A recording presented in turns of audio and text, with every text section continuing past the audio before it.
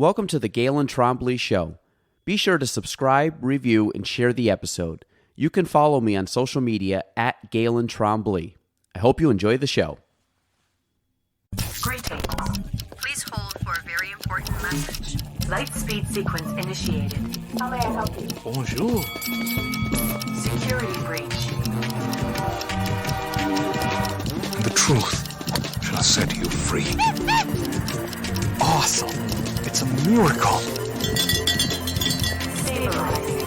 3, 2, 1. Mission complete. Thank you. Have a nice day. Okay, now we're live. Joey, want to do the intro? Welcome, everybody, to the Galen Trombley podcast. Podcast. I wish we had one of those little boom mic thing, or those boom. Do we have sound effects yet? No, we're not. This is low budget. Okay. We got. I'll We make actually. all of them. We You got. can make the sound effects. This is better than the last time you came, though, right? It is. Sound wise, because you were in the old amazing. building and it was very echoey. So this is more intimate. We got a little bit of soundboard going on. We got a TV, so I can fact check all your outrageous stories here. But my guest today, Joel Wood. If you don't know him, you should know him. Most of you probably do know him. He's been on before. Great guy, friend of the podcast. I feel like I was thinking about this today. I feel like you're one of the guys locally that is, when people have secret clearance and they know a lot of stuff that most people don't know. I feel like you're one of those guys that you don't let on all the stuff you know, but you know a lot. I can't confirm or deny. Okay, perfect. And then new to the show, first time I've ever met her, but I think we're going to have a good time based on some of the pre-show questions. Maggy, attorney at Clinton County Public Defender's Office. Yes. That hi. sounds good. Okay. I'm here. I'm here too. And we should disclose, all of us collectively are on no hours of sleep. So this could go, we said very, very extreme either way, but I think it'll be fun. But we're going to hit an extreme here at some point. We've slept 5 hours collectively. There's got to be a full which is moon or something. way less than just it one was. person should sleep. Yeah. My eyes are burning right now, but this is good because you guys don't seem boring, which is good. I mean, Joel's not boring. Allie, I feel this would have been fine. So this will be good. Joel, we know who you are. Allie, give us some background on you first. We can talk about you, I guess. But Oh.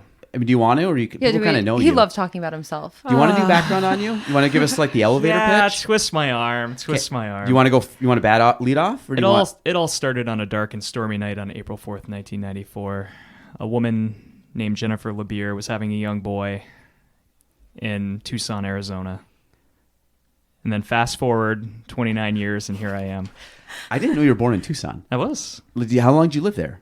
Only 1 or 2 years at the beginning. Okay. And then we moved around a lot because my dad was in the Air Force. And then we wound up back here because my mom had the dairy farm, which I think we've talked about. Yes. Yes. I was going to say, I know we deep dived in, but I don't think we ever said Tucson. Yeah, Tucson. Okay. On Davis Mothis Air Force Base. The place where they keep the all the old decommissioned airplanes. I was thinking you were going to say Area 51. Well... Is that New Mexico? That's new, yeah. That's why he knows all the secrets. Okay. Yeah. I was going to say, Joel knows more than we think. Joel might be an alien, to be honest. You got alien tendencies. He brought his own blackberries today, too, folks. Picked fresh from the store, from Driscoll's. From Driscoll's, organic, only the finest berries. Is that your favorite berry? I think it is, They are the actually. finest. They are really good. Yeah, Yes. do you want one? Do you want want one? packaging? Yeah. I'll have one. Yeah, they're delicious. I want one. We bring berries wherever we go, This- actually. Strawberries, blackberries, blueberries. I want people to feel the munch of how good these I are. That's heard actually the really munch. sweet. Yeah, they're sweet. But they're not too sweet. They're a little tart. Yeah. Are those your favorite? Those are your favorite blackberries? I think they are. Yes. Yeah. Although The best berries. the best berries we've ever L'Île eaten, d'Orléans, outside of Quebec City. Just make up. That's very French. Yeah. Oh, she Wait. knows how to speak No. French. Oh, do you do? Okay. Yeah, she knows Not how to speak really. French. I dabble. That was good. Yeah. Yes. Yeah. Yeah. So we went to Quebec City recently. Okay. And oh my god. But we didn't really go to Quebec City. We went to Quebec. And then we went Yeah. into the city Well, that's for a far cry. I mean, Quebec's Yeah. 10 minutes away. So and we then went Quebec near City. Quebec City. We Okay. stayed 20 minutes from the city, and then we did all of these nature things, and then we went to drove- Quebec City for an hour. But we drove But- 3 hours north of Quebec City, Yeah. which I didn't even think it went that far. I've been to Yeah. La Pacatière and stuff, but we went to Tadoussac, which is way up there. Near New Brunswick and near How far is that's 6-7 hours? Yeah. North. Yeah. Yeah. So this is. I love Canada. I have been to one place in Canada ever, which is Montreal. I've never been to Ottawa. I've never been to Toronto. I've flown in Toronto, but it doesn't count. I've never been to Toronto. Never been to Ottawa. Never been to Quebec City. Never been to Mont Tremblant. I've been to Montreal more times than I can count in my life. But I always feel like when you go up to Montreal, I'm like, I've hit Canada. Yeah. And then you realize like Montreal is Miami of Canada. Yeah. Yep. So then it's like there is a really big country above, which is just funny. So that's always my like geographical. So when you say like Quebec City, I know it's about 3 hours north. Yep. And you went Above. you went up to like where the Eskimos We're like, are. let's take it Yes. further. Yes. Yeah. Okay. Yeah. But the best berries are in L'Île d'Orléans, which is an island like 15 minutes away from Quebec City. And there's right there. farms It's right everywhere. there. There's berries. This one? Yep. It's right there. Yep, right there. Yeah. It's like super agricultural, so they're known for their berries. So we went over there. We actually met a couple when we were at one of the waterfalls. We were at Mount, what is it? Montmorency? Montmorency Falls? I think? Yeah, which is right outside of the city. And we ran into this couple who were like in a van. They were traveling all around, and they were like, we just got berries from Ile d'Orléans. And we were like, oh my God, we wanted to go there. So we went to the island, and every 10 feet there's a berry stand. So we stopped at one randomly. Okay. We got some strawberry. They didn't speak English. They didn't speak a lick of English. They taught us how to say strawberries and blackberries and Well, I know how blueberries. to say it. Well, Allie knew how to say it. They taught me. Fraz, right? Fraz? Les fraises. The fraise. And The then fraise? what were blackberries? Le myrrh, Oh, that one I don't remember. Raspberries were framboise. framboise. Yep. Oh, that's right. From what? Yeah. It must be like Also, noir I'm not something. French, so if French people are listening, I could be making this up. No, it sounded now my 10 years of taking it is starting to come back to me. Yeah. But is it like Framboise? noir is black, right? So it'd be like, is it like It was like, it started with an M though. Yeah, it was Berry- like It was like, but I don't want to say the wrong word. Google Translate? So Yeah. so they had Myrrh? they had blackberries, strawberries, and raspberries, and we got strawberries and raspberries, and the strawberries were the most delectable strawberries So funny story one about the could strawberries. ever eat. No, I think that's all we need to say. So I like to wash my berries before I Myrrhs. eat them. Oh, myrrhs. It was yeah, myrrhs. Yeah, myrrhs. So I like to wash my berries before I eat them. I'm very particular about that. And probably so that's a he good was- habit to he get was into. telling These were me- washed. These He were was washed. telling me how I amazing. don't wash them, which I should. Okay, so he was telling me how amazing these be strawberries on my were. side. That they're the best strawberries in the entire world. They were. And then we read an article how they're like the best fruit that you'll ever taste from this island. And I took a nap in the car, and I woke up and I said, I can't wait to try the strawberries. And they're gone. And he was like, I funny don't know story. where they went. I genuinely don't know where they He went. was like, what strawberries? I blacked out. They flew- I There's ate so many, I blacked out. So I'll never know. It was the largest crate of strawberries ever. Okay, but hear me out. But hear me out. I'll never know. I did you a solid because all other But they weren't- they strawberries probably are now weren't rinsed, so she wouldn't even want them. right. Exactly. She wouldn't have wanted Yeah. them, and then Yeah. also now every other strawberry is ruined for me for the rest of my life. Like Right, I so he eat a can't regular strawberry, and I'm like He can't enjoy it I now. can't enjoy it now. So now I you saved get her. all the enjoyment of the strawberries. He doesn't get to. Yeah, so that's you. Yeah, That's, so it's a good trade-off. You know, I can enjoy regular, I took one for a the commoner team. strawberry. Joel really sacrificed there. So I took one for the team. it's all life of raspberries now, Joel. There's nothing else. He took like 100 for the team. So no, so my favorite are blueberries. I love blueberries. So like blueberries and blackberries. My least favorite is probably raspberries out of the four. Raspberries But are I do like tricky. raspberries. But they're like they fall into like a weird. It's like a weird category. I don't know. They're not always good, too. It really depends. You have to get the right raspberries. Yeah, like if they're sweet, they're good. But blackberries, if they're sweet, blueberries, if they're sweet, they can't be beat. That's by far my favorite. I don't like tart blueberries though. It's the pop for me. I need Yeah, it's the I need a snap. crunch blueberry, What, a crunch? like Like a snap, like a little pop. snap. Like you bite into Yeah. it and you feel the pop. I Yeah. don't want like a soggy blueberry. No, they gotta be plump. Yeah, Yeah. plump. Yes. Yeah, And yeah. there's like a little, it's like a little snap. Like, yeah, we like But- eat them and we're like, oh, there was a good snap. But they're like sweet. Like they gotta have a sweet texture to them. Yeah. Yeah. I'm down on that. So okay, so can you actually say that island again? L'Île d'Orléans. That's what it's called. Yeah. So this is Lile. so my French teacher would kill me, but this is how I pronounce that. L'Île d'Orléans. That's what I said. So when I was in French class, I could read that and I would understand it. Yeah. I did very good reading. I can't comprehend French. Like you like use anything that you just said, it's completely over my head, and I'm like, that is a made up word. And then I look at it, I'm like, oh yeah, Isle d'Orléans. So like like Orleans Isle. Yeah. Right? Yeah. Yeah. So like I The Isle understand of it. Orleans, I yeah. could find that place on a map and I could probably get there, but then people would be like, that could never tell someone how to get there. Yeah, me neither. Could I be like, you're talking about New Orleans, right? I'm like, no. So, okay, so you guys went up there. Was this like a recent trip?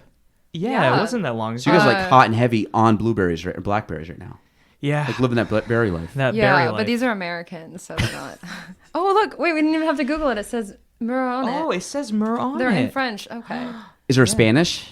No, just French. See, they English. know what they know where the good is. Yeah. So So keep scrolling up, Galen. okay, Keep, I was gonna say keep going. that's Yep. actually why I Yeah, took keep the map going. out. Keep going. Keep going. Keep going. This Yeah. is what the drive felt like. Keep going. Oh Yeah. my god. But it was beautiful. Yeah, right there, Tadoussac. right there, Tadoussac. Yep. So that's how this far, place. right there. So we yeah. Wow. went Okay. whale watching from there. And it Really? was it was gorgeous. There's We- whales up there? There Yeah. are whales. Wow. We saw some belugas. The belugas are my favorite. Yep. Yeah, because they took us out probably close to like that bay area there, like in between the island and Like here? No, probably a little like there-ish. Yep. And there were quite a few. There was a blue whale that they pointed out and a few other things. Yeah. We saw like 12 in 3 hours. Yeah. Yeah. But then we went to this bay and it was just like full of belugas like playing around, and Yeah. that made it all worth it. Yeah. So this is my geography knowledge of this whole place. So Canada, I used to like intro to Canada. We knew all this stuff, like not very well, but kind of knew it.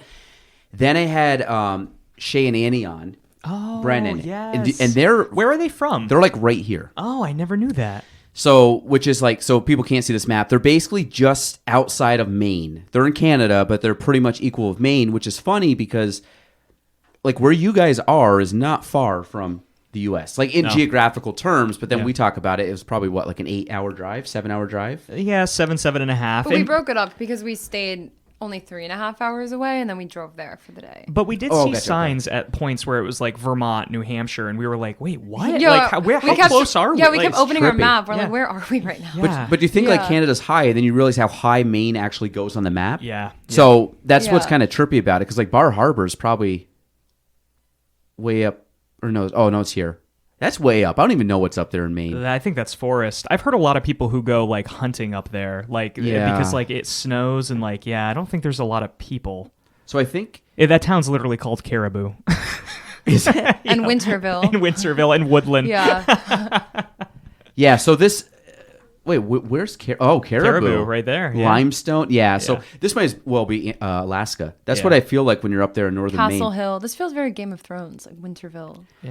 Yeah. Was it Winterfell? Yeah. Did you so ever it's close. It's like the main Did version. you guys finish that? Oh, I wish I hadn't. I like to pretend I Okay. didn't see the last episode. Yeah. Well, the whole last season. Well, yeah, but especially the last episode. Was there 9 episodes? 9 seasons? I mean, 8. Eight, I don't know, think. around I there. stopped the first episode of the second to the last season. If you can follow that. That was perfect. That was Yeah. the perfect place to So stop. I got like to the point where I'm like, you know what? I'm just not. I liked it. It was cool. I'm like, I just can't bring myself to actually finish it. My like. So my wife doesn't watch it. So basically, it was like me trying to watch it on my own, which basically means it's never happening. So I gave up on it, and I'm glad I did because everybody I've asked, nobody's like, that was the best season finale. So I'm like, thank God, I saved myself 2 seasons of Game of Thrones. First 6 seasons or 7 seasons were amazing, and then it just went off the deep end. But apparently, that's what I was told, allegedly. So beluga whales. So sorry, I want to go back to the whale thing. Yeah, so we saw some beluga. So it's interesting. We were on this really big boat. Like it had probably 200 people on it, I'd say, Yeah. give or take. And you had to like listen to this guy over the speaker because he'd be like, he was speaking in English, French, and Spanish. Yeah. So by the time he got to English that there was a whale somewhere, the whale's gone. So you had to listen, and then you heard like le baleine, like to the whatever. Oh, he kept saying like 8 o'clock, so he'd be like, wheat 8, ocho, wheat 8. Like he just kept saying it, and it was like everything he had to say. He'd say like sentences too, like he'd Yeah. do like Spanish, Yeah. French, English, and so everyone's just like running from running side to from side. side to side of the boat. Yeah, it was chaos. So, like a beluga whale, like is that common for them to be up there? Yes, the belugas Okay. are the most common up there, is what it said. So when I was like reading about it, they guarantee, they have a whale guarantee, which means if you do not see a whale, that you get your money back, or they give you like a free ticket or something. But we saw a beluga within the first 2 seconds of leaving the harbor, and then we didn't see anything for like another hour and a half. So we didn't argue. Allie and I were like, that beluga was a paid actor. Like that Just is like a throw it in the paid- water? Yeah, they were Yeah. like, yeah, that beluga's like It's fed actually fish. fake. It's on a mooring, and they just like let they're it like, back. look, you saw your one whale. They have a whale just in case you don't see any others. the safety beluga. I mean, a beluga whale. I honestly, They're adorable. They're cute. They're yeah. just so cute. Like you I just wanna don't know give if it a I hug. knew that's what a beluga whale looked like before I brought it up. Yeah, and they make like these really cute, like high-pitched whistle sounds. Apparently, they're really curious, so the boat has to stay really far away from them. Yeah, if you're on TikTok, you can look up. There's a lot of beluga whale videos, and there's one in Norway that like lives on a dock and it plays with people. And then Almost like a there's- seal or like a seal. Yeah, Yeah, or and like there's a sea lion. Didn't we? yeah. I think we watched one where like this one beluga goes up to boats and they throw a ball. Like they're really playful. I Full, think. Yep. Yeah, and they live Wow. way up north. See that little like blue map? So they're like an Arctic kind of whale. yeah. So did you see any others? Like I always say, great white or like great white. That's a shark. Killer whale. No killer No, whales. I was afraid of those because they've been knocking boats over. They've been like knocking the rudders or propellers. But off that's the like a boats. free willy Yeah. whale, right? Have you heard about the killer whales, Galen? Have you No, heard about I know this? nothing about Oh, whales. okay. No. Let's We're go really this. into whales. Like Shamu is like who I. Oh, and then obviously have the great humpback whale. Yeah, Humpback I've whales, seen yep. a lot of those before. But those are like the but big not ones, right? not on this trip. Yeah. So there were blue whales. There was like blue whale tails that we saw. The blue whales are the really, really big ones there. But the killer whales are crazy. So before we went on this whale watching trip, we read a bunch of articles about how killer whales out in like, I don't know, where is it, Allie? Like in the Mediterranean area, is it? Or Oh, I thought it was California. maybe it was I California. don't know. I think it was everywhere. It happened. It started happening everywhere. What happened is scientists believe, what I read, and fact check me on this, is that there was a killer whale that got hurt by a boat. Okay. And then this killer whale survived and taught the other killer whales in its pod how to disable boats. Like how to ram them and then knock out their like power so that way the boats are like dead in the water. So then this knowledge started to spread to other killer whales, which is the scariest thing to think of. It's terrifying. They It's got, like, absolutely the terrifying. most, oh, like, it was off the vindi- coast of Spain. Off the coast of Spain. like the most like vindictive killer whale out there. Yeah. That was basically like payback. Yeah. Yeah. Probably the Yeah. smartest killer whale. They probably got Probably. like the head honcho. Yeah. And then that killer whale, which was a female killer whale, they learned, and they're like a matriarchal the queen bee, society. yeah. Yep. Taught all of the other whales in her pod how to do this, and then the knowledge spread to other pods, so it started happening other places across the world. So when you think of animals, like I don't know a ton about animals. I mean, I'm like anybody else, but if you start really dissecting like communication and how things work and just like the interconnectedness of species, Yep. especially when you talk about like the evolution of stuff over millions and millions of years, it's absolutely wild. Like I was talking, I think we looked up the other day, I was with my kids, and like monkeys are almost like DNA almost identical genetic wise, even though they look like you'd say they look nothing like us. But you know, but regarding whatever I was looking at, I forgot the animal. I wish I knew it at this point.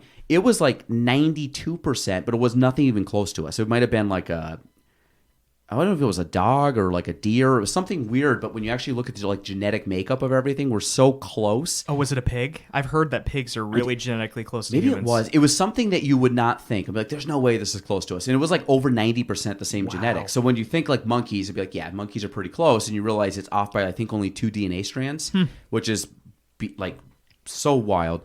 And then you think like a whale, like DNA of whales to human DNA. Like you can look at some of these things and it's just outrageous how close.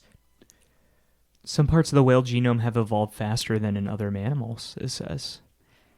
But when you think of like the animalistic like nature of people, like things that we do and animals do, and just the way that we have stuff that we like, biologically just are, you know, whether we're attracted to or scared of or do things, like it's just Oh, right there, Galen. They share 80% of their DNA. perfect example. Yeah, you would that's never think a crazy. whale would be close to us, and 80%. That is so wild. Isn't that wild? So like that's why when you go through and you see how things evolve over time, it's just I would love to see a time lapse of evolution of animals and like how we got obviously like Homo sapiens and stuff, but when you actually like go further back to like a one-celled organism, Yeah. that would be a wild like Yeah. time lapse. Yeah. I think they have something like that at the Natural History Museum. I'm pretty sure they have something that I remember seeing there. Really? That it showed like the Oh. yeah, Thank you, exactly. Google. Yeah. And what they showed is like how a lot of aquatic species, I mean, started in water and then crawled up on land and their fins turned into feet and so on and so forth. Have you seen the map of human migration over the years?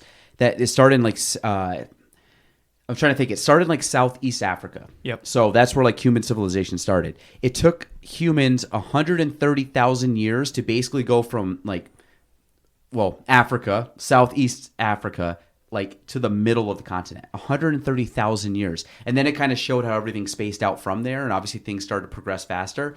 But it was like 130,000 years for us to go. Like, you think, I mean, what went 1492 or whatever, when like boats started sailing across from Europe, was 500-600 years ago. This is 130,000 years, which is wild. And they basically went from like maybe here to Texas, if that. Maybe here to. It's so wild. Yeah. Allie and I talked about map distortion once. Have you heard about so you mentioned map like distortion? Map distortion. No. So when you look at a globe, right? When you look at a globe or maps of the world, they're made from a Western perspective. So what happens is that the size of the continents are actually distorted.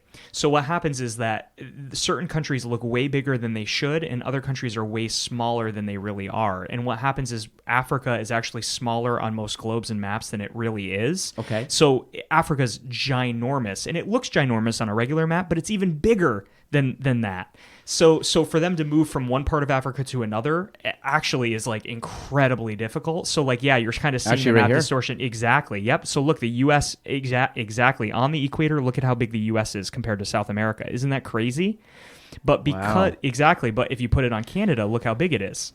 And that's because an Earth is a sphere. Mm-hmm. So like things closer to the equator are you know what I mean? I'm following you now. Yep. Makes sense. So the further up you go, the smaller they are, but the larger they appear on a map or a globe. Sorry, back this up. I didn't realize what you just said. So that's the U.S. on Canada? That's the U.S. on Canada. If you superimpose the U.S. on Canada, that's actually how big the U.S. would look Isn't that compared wild? to Canada. Yeah, we talked about this. Remember?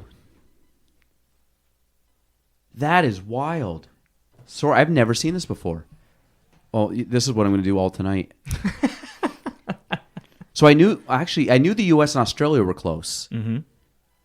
So U.S. moved down. Yeah. Wow. Yeah. So like when you're talking about human migration moving across, like look at Russia on Africa.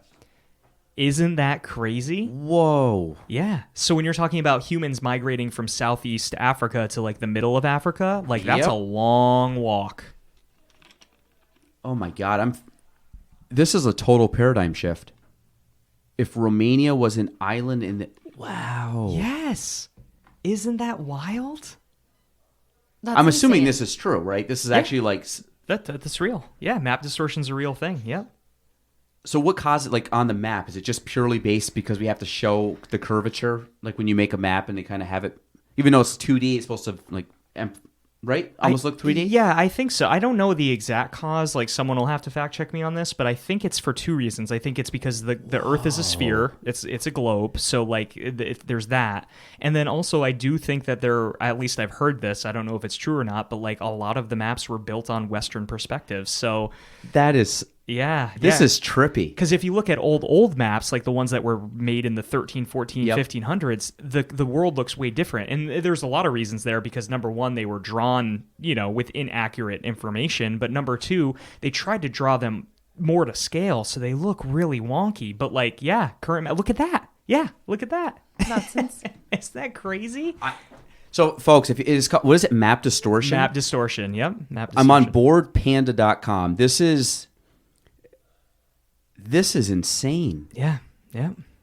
So how come I guess what I'm like, I wonder why maps aren't written out more like at scale now. I don't know. Like why it would still like traditionally the map or the globe that we see. Yeah. Yeah.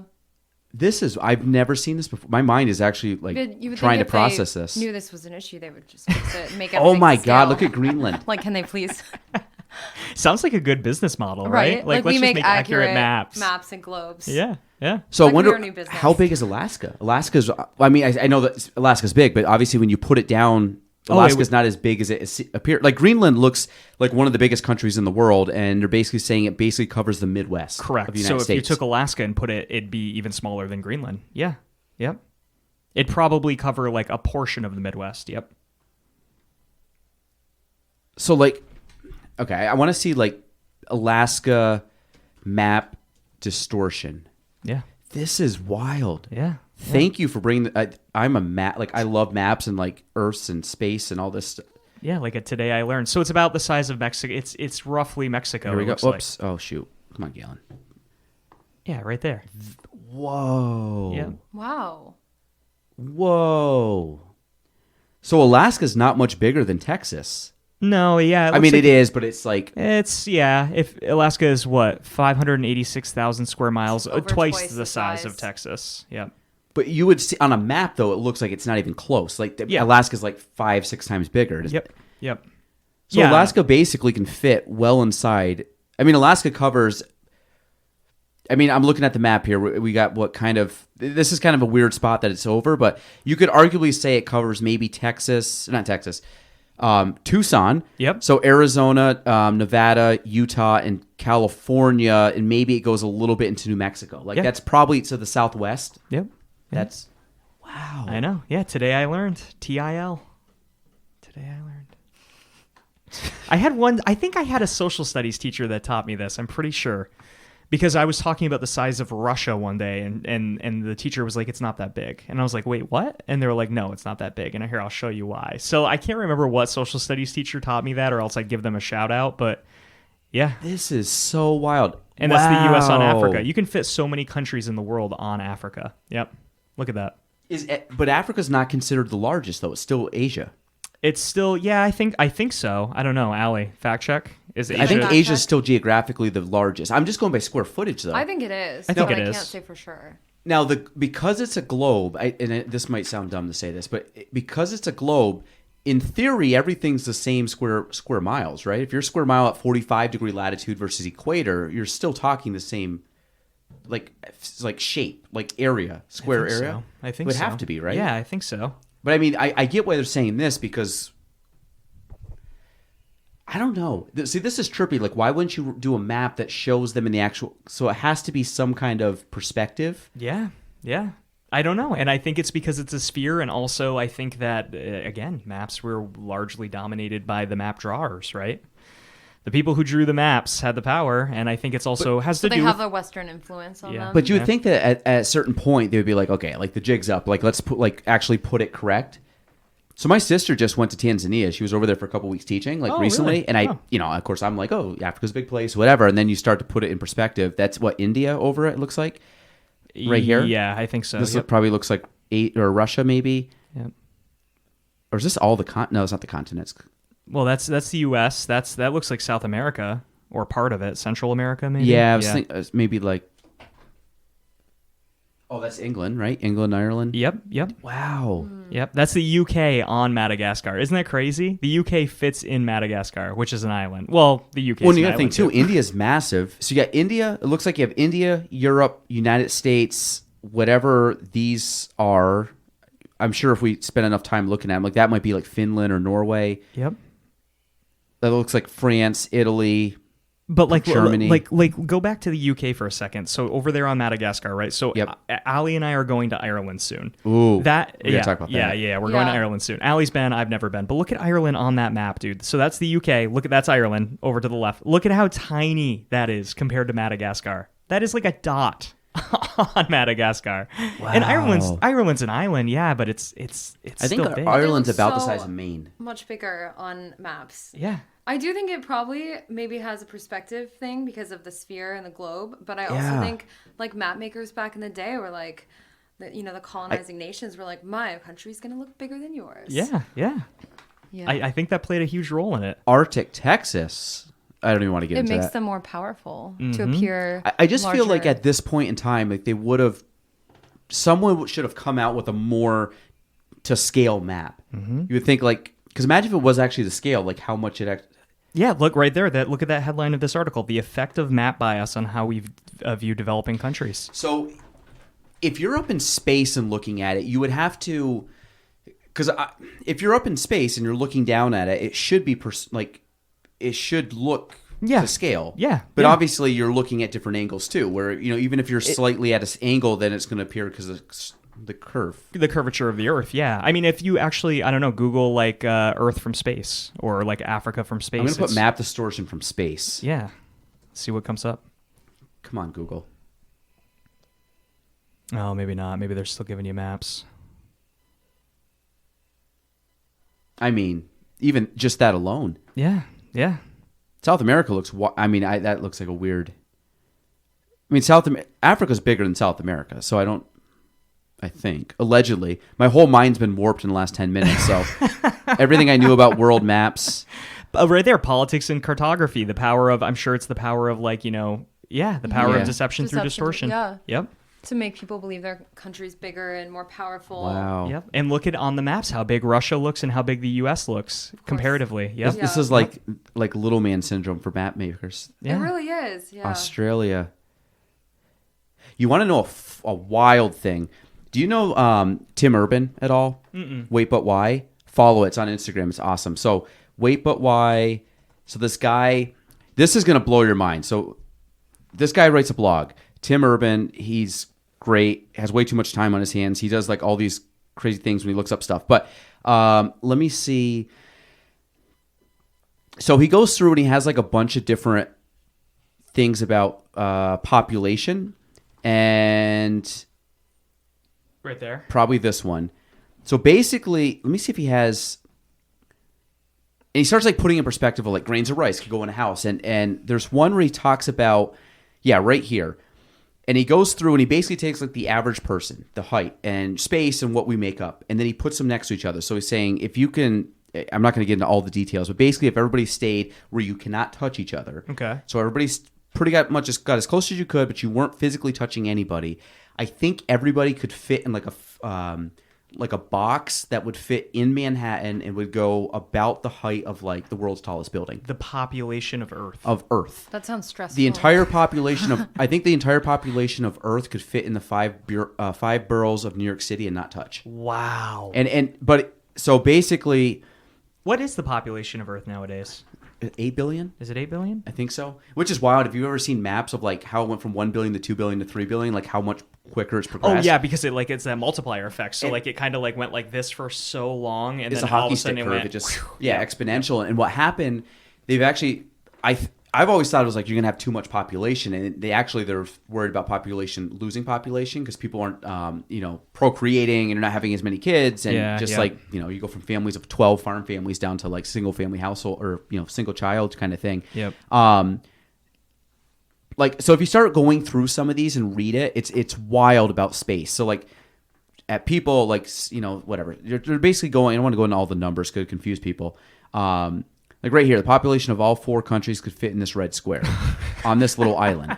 That makes me so claustrophobic. Yeah, but when you start to go through, like, could fit in a square standing shoulder to shoulder, it would take about 22 hours to walk around the entire population of the world. Oh my god! So when you actually think about it, there's a lot of people, but when you really put it in perspective of space, it's kind of like the map distortion.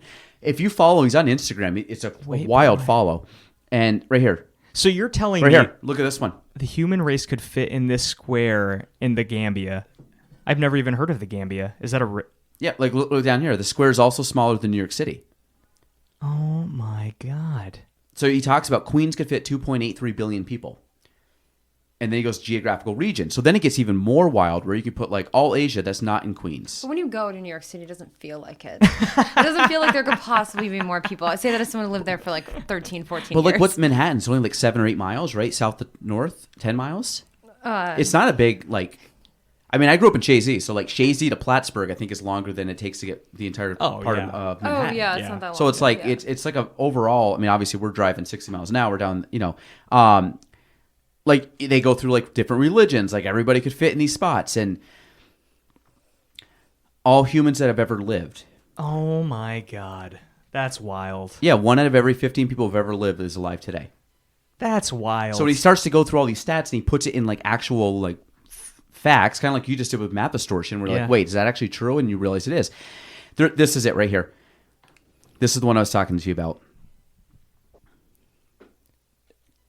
So that giant blue cube. It's saying people could fit in that cube. The entire population of the world. I'm not so totally buying it. I'm seeing it. So this, I know this is wild. So I don't know if I buy that. So he basically said that if every single person, but stood like what, back to back almost, right? Well, and on top, but not everybody touched. Like you literally could. So I'm going to read this. Is there like a pyramid? Or people standing on each other's shoulder? Because that box. He actually compressed down to their atomic nuclei could fit inside an M&M.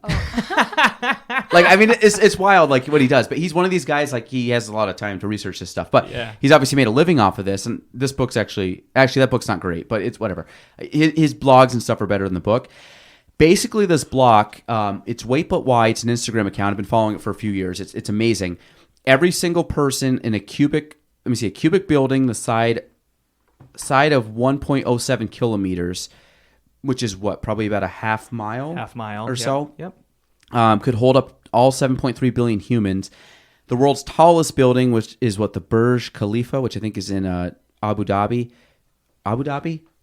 Saudi Arabia? Is it United Arab Emirates. Oh, UAE, yeah. Yes. Yep, Okay. UAE, So it's there. Yep. And the Empire State Building added for reference, so they put it next to it. It's probably, I'm guessing, 25 to 30% taller than the largest building in the world. And whatever the map is, it's basically, I mean, it's not bigger than Central Park. Yeah. Yeah. I mean, it's like Midtown Manhattan, maybe? That's crazy. Times Square area.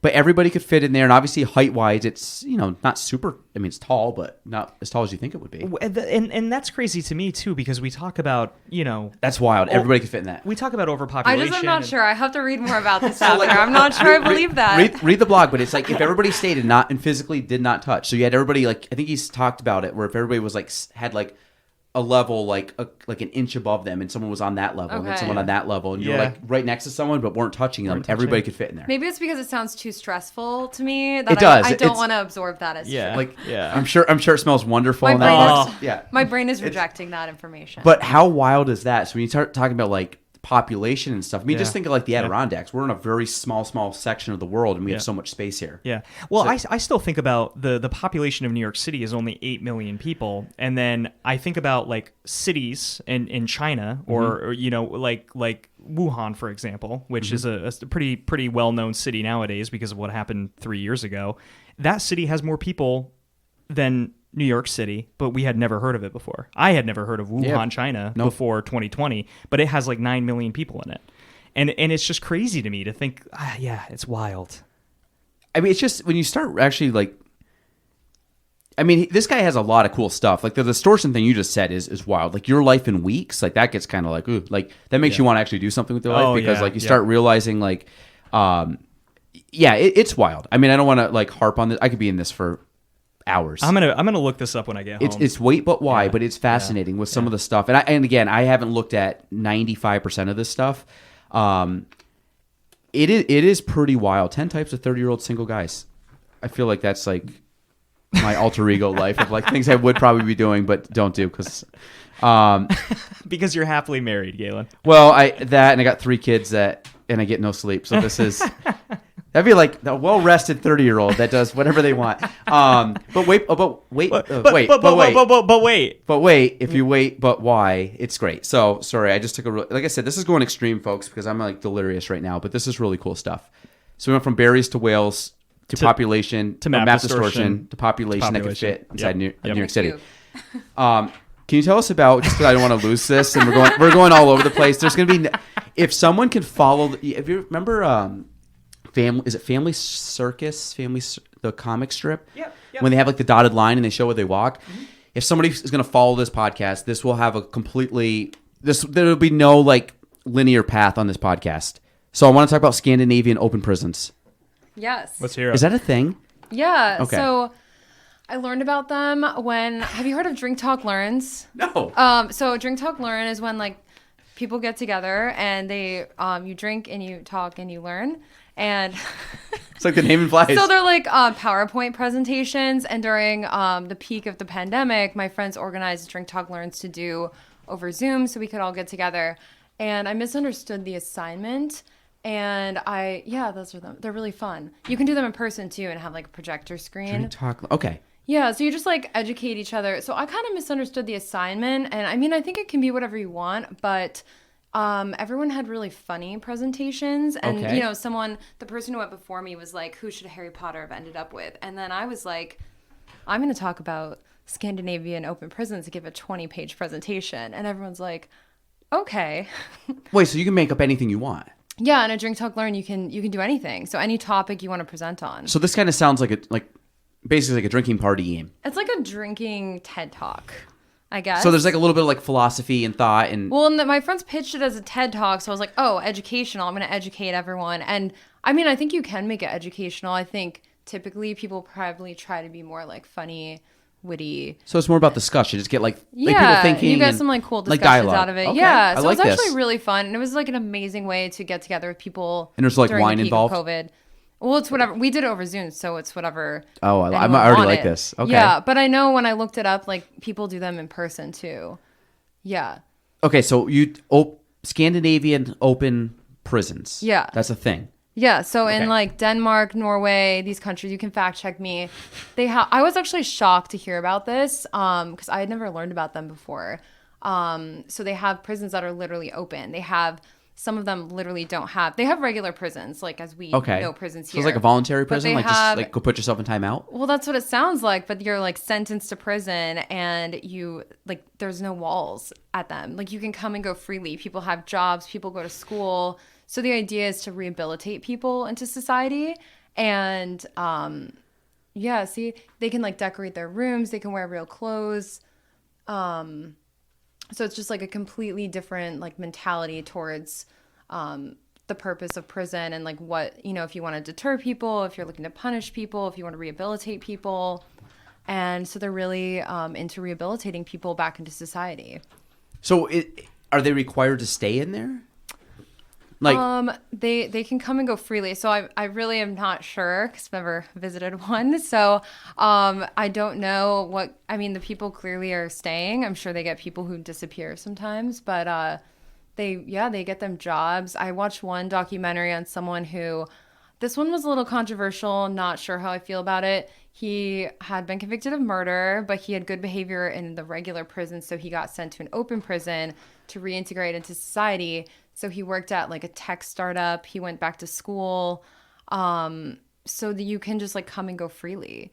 And I saw a documentary. So is it kind of? I mean, open freely meaning like if you wanted to go out and go get blackberries down at the road, you could like go get blackberries and like hang out with Joel and then be like, "Hey Joel, it's been fun. I got to go like back to my bunk." Is it kind of like that, Yeah, or is like, it I more think- open, like open in the sense that you're still confined within this prison, like the walls or whatever, but like the actual flow within the prison is more of like common areas? I think it depends on the country and the prison. Some of them still had walls and were more like partially, but there were some that I was like kind of shocked because they didn't have walls, and that's just so different than our mentality here. And I felt like they were more of like if we combined what we have as probation but made it so you live there, so it felt a little bit more like a Is this like outside? probation. Like if you go up like Dannemora, you're talking about like the big wall, or are you talking about like internal walls, like within the space? No, like some of these in like these countries like Scandinavia and like Denmark, Norway, those countries there, they like don't have walls. Like they'll have like a gate, but they come and go. They go to their jobs, their schools. And there's a couple in the US that I saw. One of them's in Pennsylvania.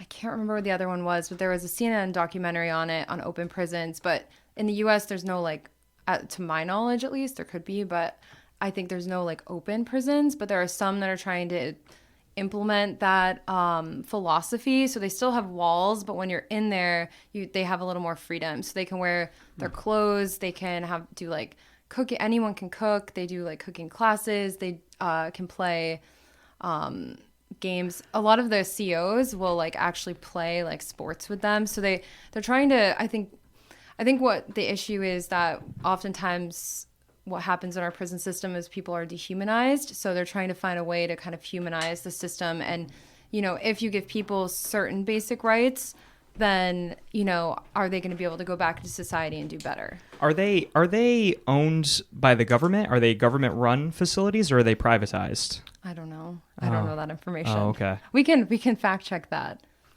But like I said, I imagine they're it's government like run. this is like a general thing, the open prison mentality, but I think it differs per country. Obviously, Yeah. each country has its own thing. Yeah. So what? Like my mind when I think of prison, I think of like we're close to Clinton Correctional, so Right. like that's considered like maximum Yeah. security. So when you have like minimum, and then you have like jails, and you have like different levels, and Orange is the New Black. I watched a couple seasons of that, and then I also fell off of that one, but Yeah. But that one was kind of more of like a minimum security, I think. Like obviously it's a fictional kind of thing, but that was a little bit more open, where they kind of. And again, I know it's a Netflix show, but I'm saying like that was not like, hey, you're gonna go be locked up and you have an hour outside in the rec, and then you kind of have Yeah. like we see it like Clinton or we hear of locally. How do most? Because you also hear like different kind of things like prison reform and things like that. Like, how does most of that stuff work? I'm asking you just because you have an attorney degree, and I feel like you know this better than I do in real estate. Like, do you know how most of those work? Like because my uncle was like worked up there, and he was like in the vocational studies, so he was like a teacher. But when he was up there in as like vocational, he ended up like his TA like killed multiple people. But it was like, but I mean, it was maximum security. But he's like, my TA Johnny or whatever, like, that's my TA. But he happened to like murder 5-6 people. But it's just weird because that like up there, that's considered normal. And obviously, I don't know when that guy did. Probably decades prior to him being a TA. Yeah. But then you also wonder like, you know, the idea of like people change and then all this kind of stuff. And like, I think most people can. I mean, I'm 33 and I feel like I've gone through different variations of my life already where you just kind of change and, you know, things that you have interest in or habits or just, you know, things that, you know, you change as a person or learn or grow or whatever. So you also feel like if someone's been in prison for 10, 20, 30, 40 years, like you would expect they're probably different than when they went in. But I don't know how that all works. And obviously there's some people that I have no clue. They might come out and they're just as they go right back into prison because they don't know how to function. Yeah. I don't know. My knowledge of prison is not very good. I don't watch enough Netflix documentaries and stuff. I don't watch enough murder mysteries. I told you about Jailbirds. Jailbirds is interesting on Netflix. It's scary. Is it Sacramento? I haven't seen it in a while. Yeah, I think it's a But it's like a Sacramento Max? County Jail. No, it's a county jail, County but jail. it shows like very vividly what's going on in the jail there and how they communicate. It's called Jailbird. I think so. Jailbirds. Jailbirds, yeah. On Netflix. Yep, birds. With all one word, I think. Yeah. Yep, Jailbirds. There you go. Yep. Okay. And this is like a live one? I say live. It's a live one. This is a real one? This like reality TV? It's just one season. Yeah. But it's like a documentary, right? Yeah, it's Yep. real. Yep. Yep. Yeah. And it's like unscripted. So Allie told me about. I remember she told me about how they communicate via the sewer system through Like the toilets. toilets. They Yeah. like send Like notes. Morse codes kind of thing? They have No. a whole like pulley system that they like stick through like the piping and in their toilet. Yeah. So my first thing when I watched that was, well, first I was like, gross, obviously gross. But then second of all, I thought I would never survive in prison. And then the third thing I thought, which I think is the most like contributable to this conversation, is think about the amount of thought and ingenuity and engineering that has to go into a system like that, right? When you're taking ripped t-shirts or fishing wire or whatever, and you're thinking about the fact that you're 4 floors down from the person you want to send the note to, we have to be over this location to send said note. And then that person needs to flush their toilet while I flush my toilet, and they need to catch each other, and then you need to pull them out. That's literally modern. It's like a magic trick almost. It's like a magic trick, but honestly, that's like some STEM stuff in there. That's like science, technology, engineering, math. That's like manufacturing. That's how manufacturers solve problems. Well, and I'm thinking, why couldn't those skills be put to practical solutions? You know what I mean? Well, to like rehabilitate. If you think, I was going to say, think about, and I don't have, I try to put this in my days, but if you said, hey, you don't have to go to work this week, you have no responsibilities this week, and you can just sit and think. And most people that don't stop and sit and think in life. So in prison, when you're forced to just sit and think because you're left alone with your thoughts or you read or whatever, I mean, I'll read books and I'll watch stuff and I'll just let my brain think and I'll think of stuff that I'm like, I never even thought of that before. And then you go with the idea that I got a million things, as we all do on our minds daily. When you go to prison, it's like, I really have nothing to do but read a book and just like sit there and think and stare and ponder. Yeah. Like how many good ideas that you can get just by letting your mind settle on like very bare minimum. And you got to think a lot of those people, you know, at least in the prison system, they either sold drugs, so they and I know this sounds weird, but they have like a sales background, or they ran some type of gang, so they have a leadership background, management, whatever that might be. Now you could say managing a mafia group or something, but I'm like, if you're doing a drug cartel and you're managing people and trying to get away from federal agents and all this kind of stuff, I mean, you have some level of knowledge that's very advanced. Yeah. And then you put yourself in a prison system where that doesn't go away, and now you're just sitting there and you can think. Yeah. Like, you got to think that some of these people are brilliant people. Obviously, they made bad decisions, but yeah, like, could you harness some of that energy and say, like, hey, can you work on this engineering problem that's trying to, like, could you work at a SpaceX and help us put someone on the moon if we taught you how to use physics and stuff, and you applied that? Because they obviously have an addictive personality, a lot of them. You know, if they could channel that to maybe something we would maybe deem more Well, productive, I think, guess. Yeah. Versus, yeah, I think Yeah. that's the whole, argument for prison reform and for making it more of a rehabilitative process.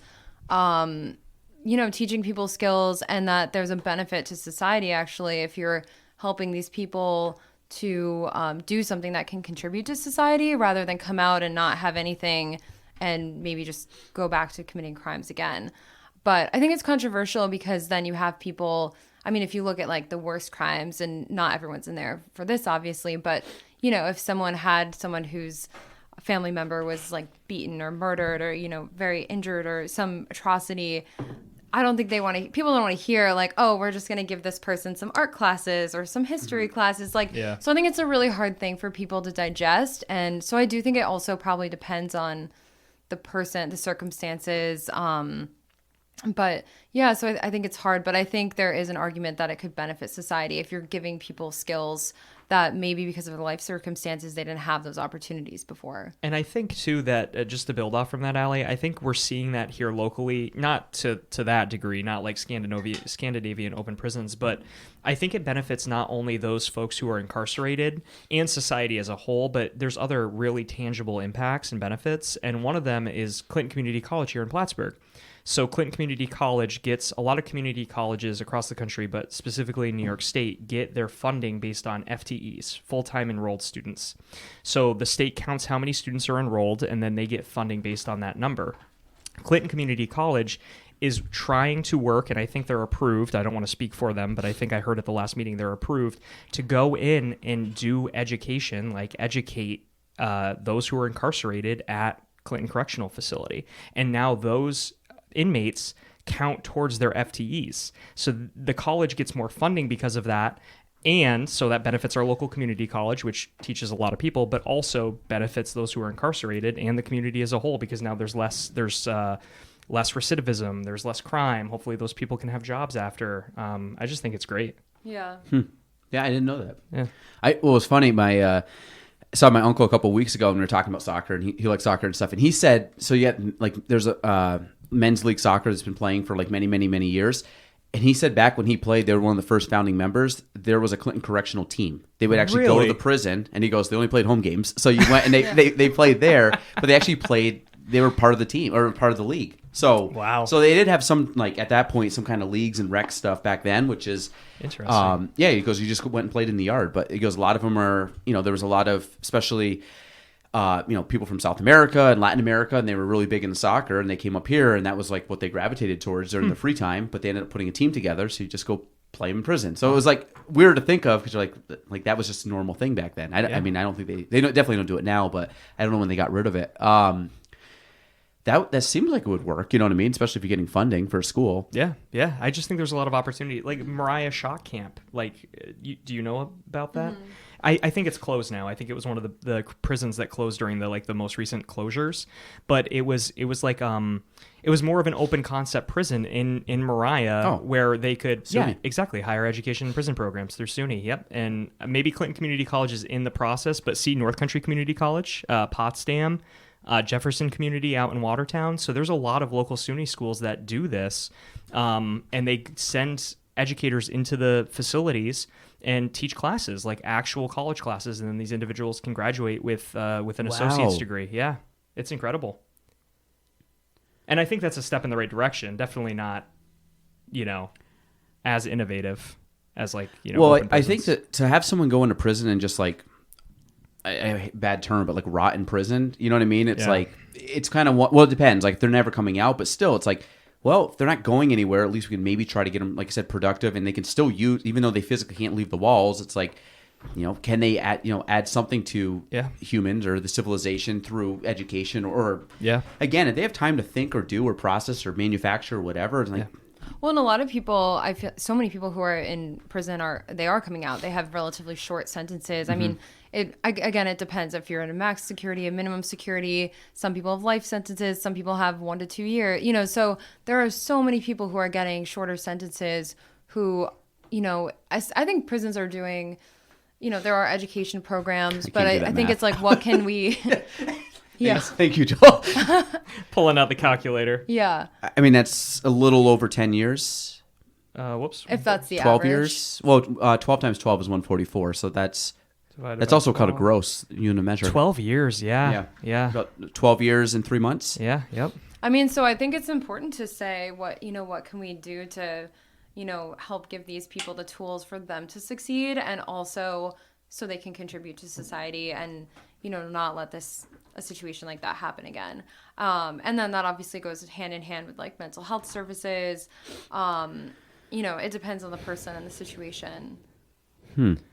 There's like that movie, we were just talking about this the other day, Shawshank Redemption. Great movie. Great movie. And do you remember the old man who gets out of prison in that movie? What happens? He doesn't know how to, he's lived his entire life in prison. Yeah, so when he goes right back, he continues to go back. And then eventually when they say they're not going to take him anymore, he ends up, he can't live with himself. He just can't live with himself anymore because that's the life that he knows. And they've built a world where they're almost... they're not non-functioning outside the walls. Yeah, non-functioning outside the walls. Yeah, that's a great way to put it. Do you know actually this is totally different, kind of a lighter thing, but the main character in that, is it Tim Robbins? Yes. Went to Prospect State. Did he? He did? Fun fact. I did not know that. Fun fact, yeah, Tim That is a Robbins, fun Prospect fact. State. I think he went like 2 years there. Oh, wow. Yeah, so I know this is... Oh, and went to SUNY Plattsburgh right there. Yeah. Yep, back in like the 70s, I think it was. Wow. Yep. Was he from the area? I do not know that. Yeah, right here. So here's your famous Plattsburgh State people. Tim Robbins, of course, Anthony Weiner. Yeah. Great with the camera. Dave Annable. He was an actor, right? Annable? I don't know. Yeah, he actor. Nancy Kess, science fiction writer. Okay. Owen Benjamin. He sounds Comedian. comic. Yep. Michael Rispoli. Sopranos. Tom Chapin, I knew. His brother was actually Harry Chapin, Cats in the Cradle. Fun fact, too, Tom Chapin's brother, Harry, died in a car accident, and I don't know why I know this. I believe American Pie by Don McLean is about the day the music died. I think it's him. I could be wrong. That could be Buddy Holly, too, but it's one of those guys. I might be wrong on that. Huh. I should fact check that. That actually, now thinking of it, I think Buddy Holly had bigger presence. It might have been about him. But Oh my goodness, Doug Hoffman made the list. Interesting. public accountant, right? Yeah, he ran for Congress. Yep. I don't think that last one's right. I don't think the last Oh, we're gonna fact check that. Now I'm gonna have to fact check. Is that the same? Is that the same Barack Obama? I think went to wherever he went. Could you imagine if he did for like a week and no one knew? He's actually like I went to the orientation. It just wasn't for me. Yeah, I had bigger plans for my life than the upstate New York.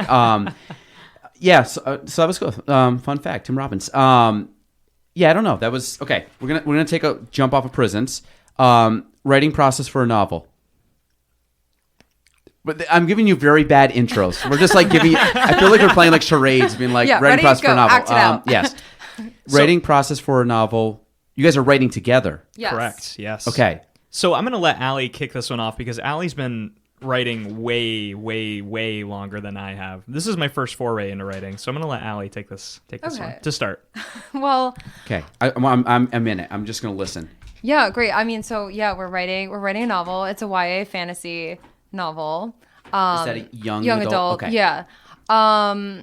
So yeah, we're actually just figuring out our writing process right now. Though I've written nothing that's been published, but the past couple years, I studied screenwriting as an undergrad, and then naturally was like, but I want to be a lawyer now instead.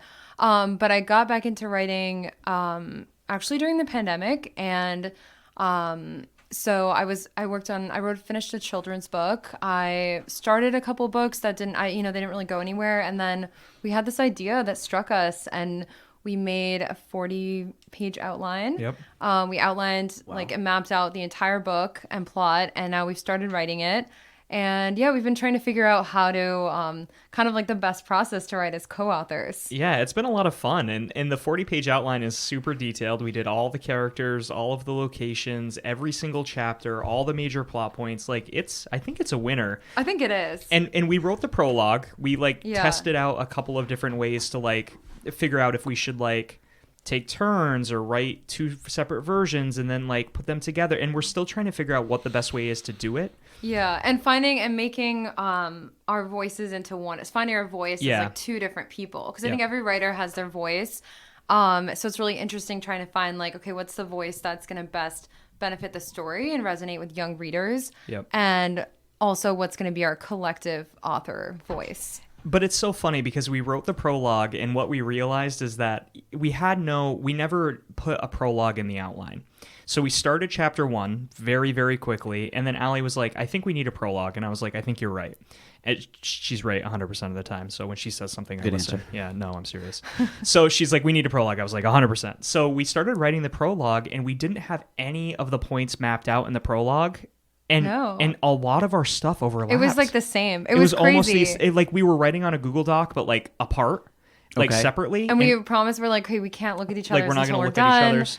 And it was so wild because we didn't map out any of that part, and it was our prologues were pretty much the same. Almost thing. the same thing. So when we were like, wait, what? So the prologue is like a prequel introduction to the book. Yes. Yeah. So kind of like maybe backstory or just kind of things you want the reader to know before diving in. Exactly. So you, after you had all the outlines, you had kind of the same background idea for the characters or the themes or experiences. Yep. Yeah. Yep. Okay. So it like all came together naturally. Like we didn't map out the prologue, but what we realized is we had this world that we had built through this outline process, which took us weeks, maybe even more than a month.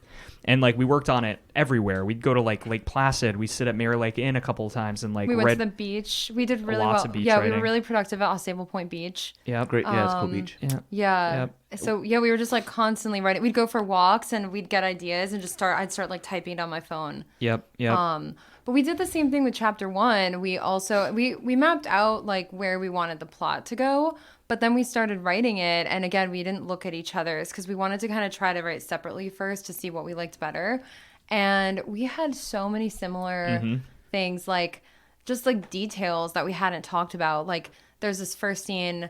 We're not going to talk too much about the plot because it's very new, but the first scene is like a diner scene, and we hadn't talked about this, and we both had a pink milkshake that spilled on milkshake? A pink milkshake, a strawberry milkshake that spilled a pink liquid all over the table and like whipped cream. And it was just the way we described it was literally the same. Yeah, and then we were kind of like, wait, and we what? hadn't like decided that. No. That wasn't like something we had talked about. So I love reading, and I think deep down I would love to write a book at some point because I think it's cool. Yeah.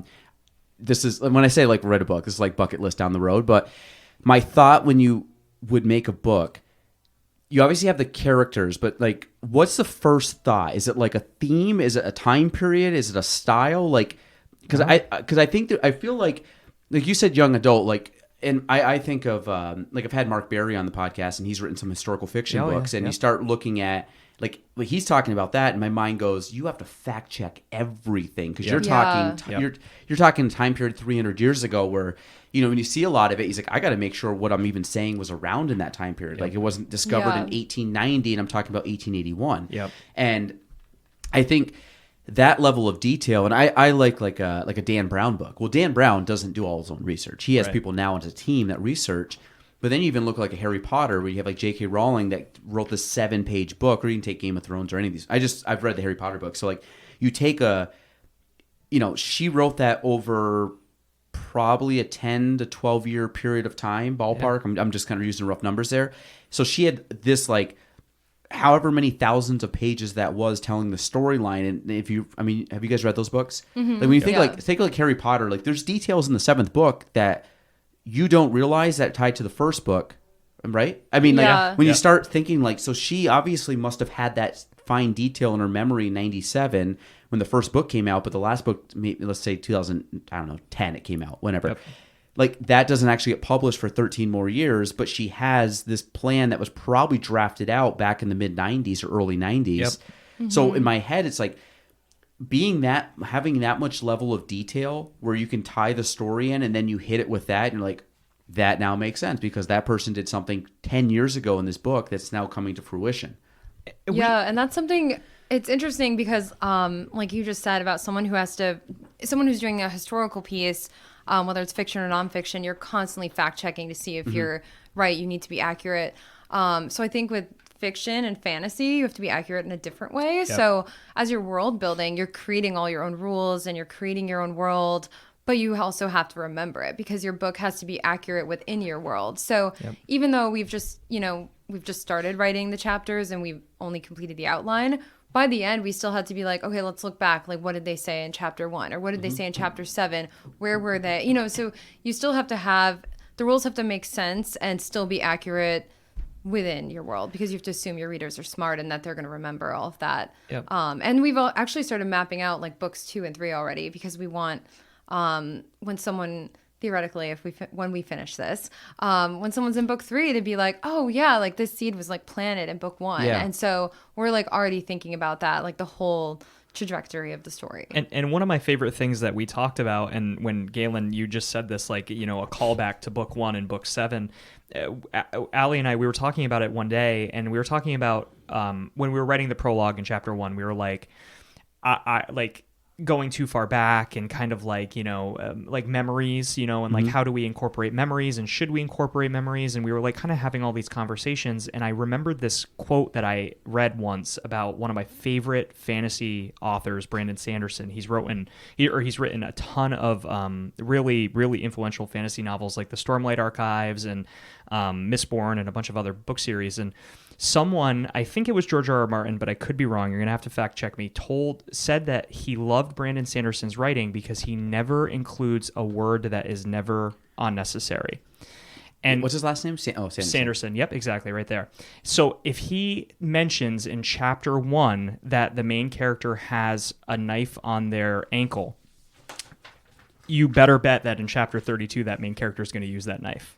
So he never takes time to explain things that the reader doesn't need to know because the reader can fill in the gaps with their imagination. And that's what's so incredible about writing is you can use your imagination to fill in the things the author doesn't say, but the author always has to say things that matter to the story. And that's why after that, you went through chapter 1 and like, it was incredible. I literally heard that quote and I was just like, couldn't stop writing. And it, because sometimes, you know, you have these ideas and you can get kind of far away. You can just start filling words. And I think that helps so much to focus in if you're trying to write a story that everything needs to be important and that no words or no pages should be wasted. Yeah.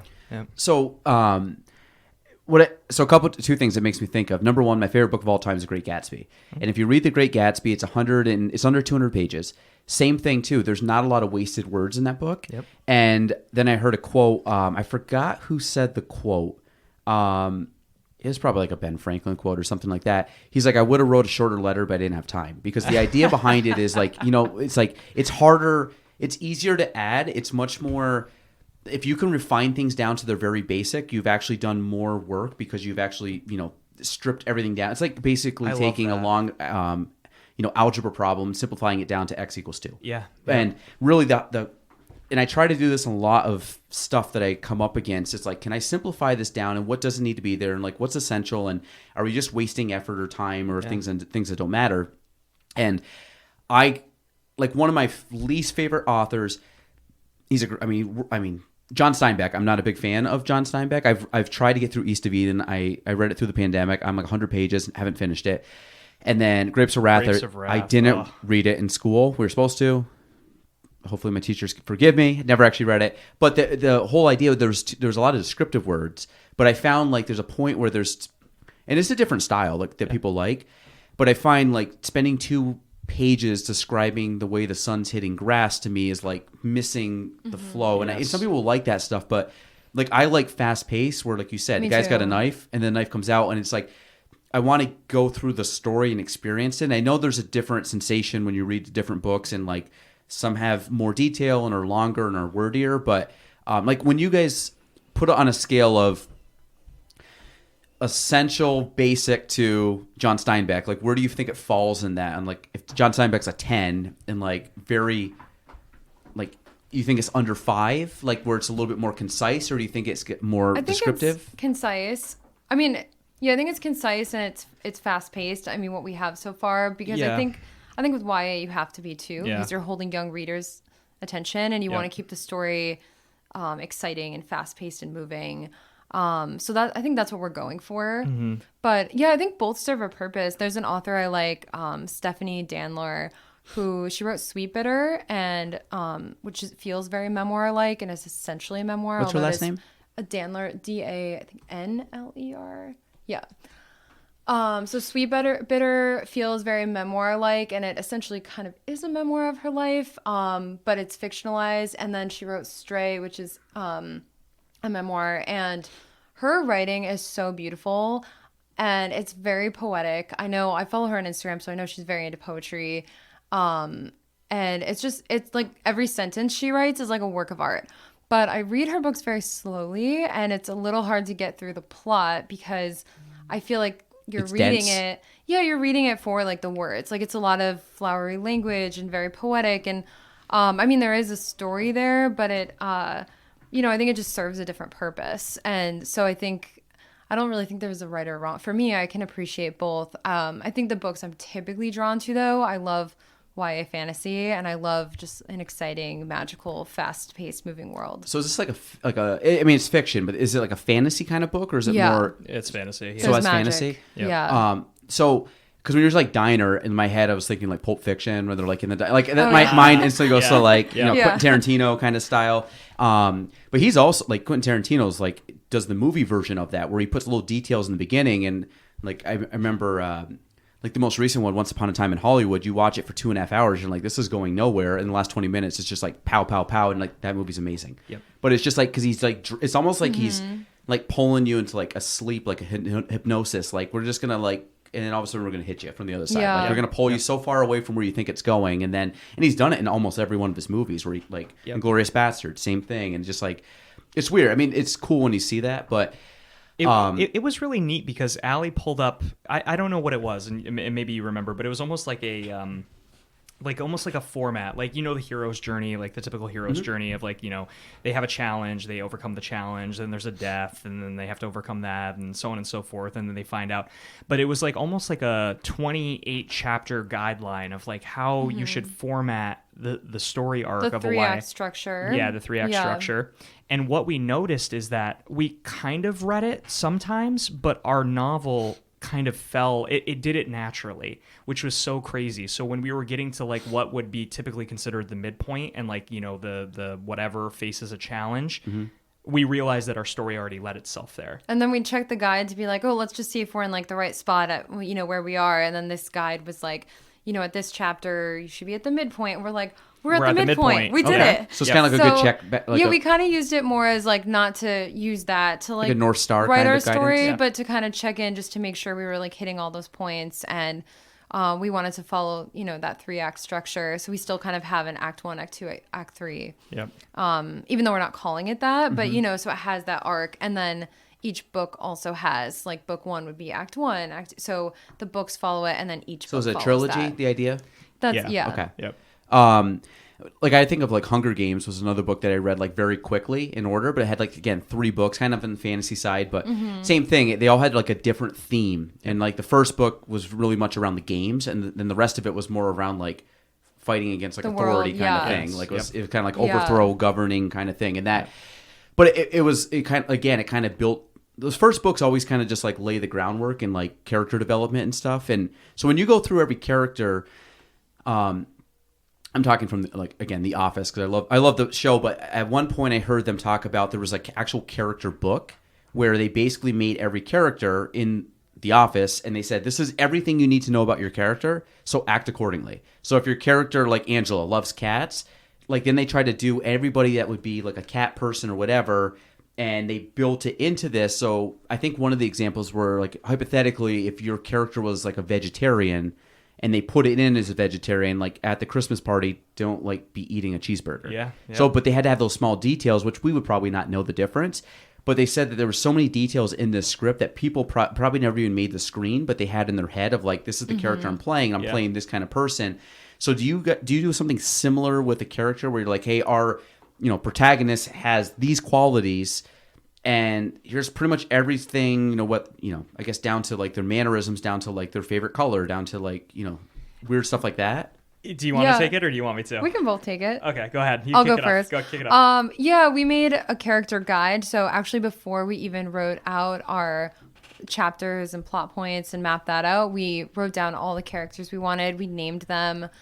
We wrote their backstories. We wrote really elaborate histories for each one, which wasn't even hard. It just came to us very naturally. So we already knew kind of what we wanted them to be and who we wanted them to be, and then we kind of went from there. So we made very, very elaborate backstories, and which some of it might not make its way in too, but we know, and I think that kind of like for an actor. But that's on your head as you're writing. Yeah, Yes. so I think like how just the same way an actor needs to know all of that, and it might not all make it in, but that will essentially like inform the character. I think it's the same thing for writers. Like we know their like, you know, their secrets, their inspirations, their hopes, families, their dreams. Yeah. And like it's funny because at certain parts, like when you're an author, you have a lot of creative choice, and I think we got to points in the story where we were like, okay, is it going to be this character or this character? Like for a major decision or like in a battle scene or whatever it is.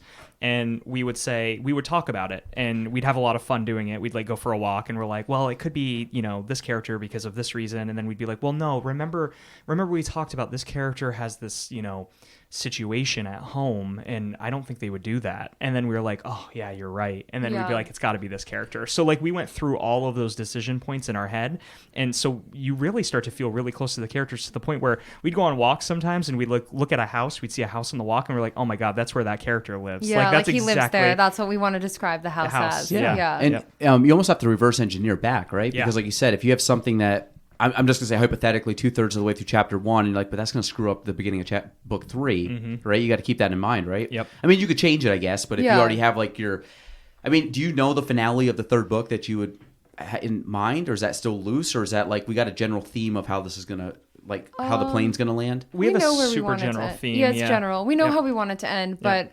there's still, I'd say book 1 is obviously very fleshed out. Book 2 is more, and then 3 is kind of like we know where we want it to end up. Yeah. And then we have like sequels. Like prequels. Spin-offs. Yeah. We're like, we need to slow down and just focus on this one. when you try to name a character, like what goes into naming the character? That was one of the hardest parts. I think that was really hard. We did a couple of different things for a couple different characters. Some of them were easy. Some of them just came to us. Some of them we looked at. We'd pull up like English and Irish like baby names and like name generators names. almost. Yeah, and like look at lists of names and wait until one. Some of them we looked up name meanings. We'd be like, what name, or like if this is what we want, like a name that means strong, you know, something like that. So we'd like reverse look up name meanings. What else do we do? I think there were only a few we really struggled with. Yeah, and some of them came to us naturally in conversation, or like we'd think about it, and I think the name meaning was a cool one because we'd come up with this character and it'd be like a very important central character to the story, and we'd like have the whole like backstory and their hopes and dreams and motivations and inspirations, and you almost like start to like think about this character as a living, breathing human being, and then we'd be like, if we were this character, what would be like, you know, maybe they're like a sneaky character. So like what sort of words insinuate sneaky? And then we'd like start looking up like, you know, like Gaelic names that like, you know, meant sneaky. And then we go through all of them and then we're like, that one fits it this would just character. like stick out. We'd be like, this is it. This is the character. Yeah, just sounds or like a sounding or a phrase. Yeah, it just like sounds right. Yep. Yeah. Yep. So that, I'd say that took a while though, coming up with names. There were only a couple that kind of like stuck out. We're like, this is their name. Names of places was hard. Like, I think that was difficult. No, because it's fantasy. I mean, are you making up? Is it kind of like Game of Thrones where they're making up a world? So like Winterfell and, you know. Yes. Yep. Yeah, we have a world we made up. So picking the name of that world was easy. That came to us.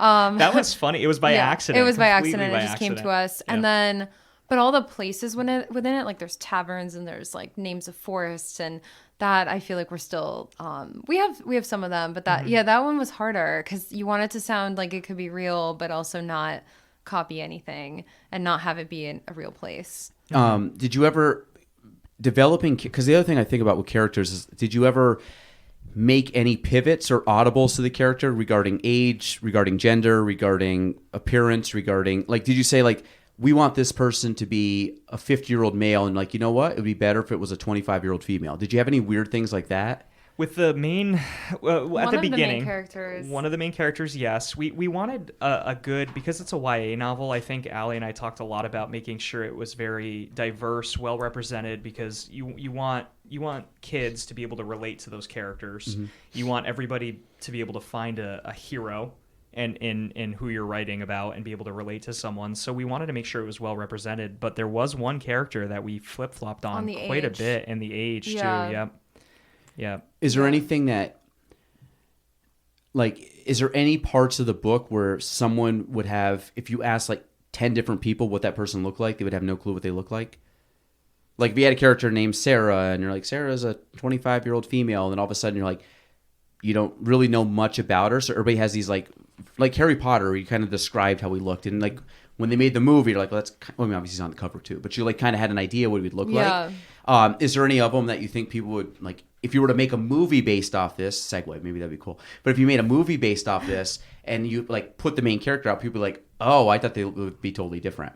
Yeah, we want to be specific enough. Well, we actually were talking about this Yeah. because I was like, well, I want to be specific enough that people can imagine what they look like.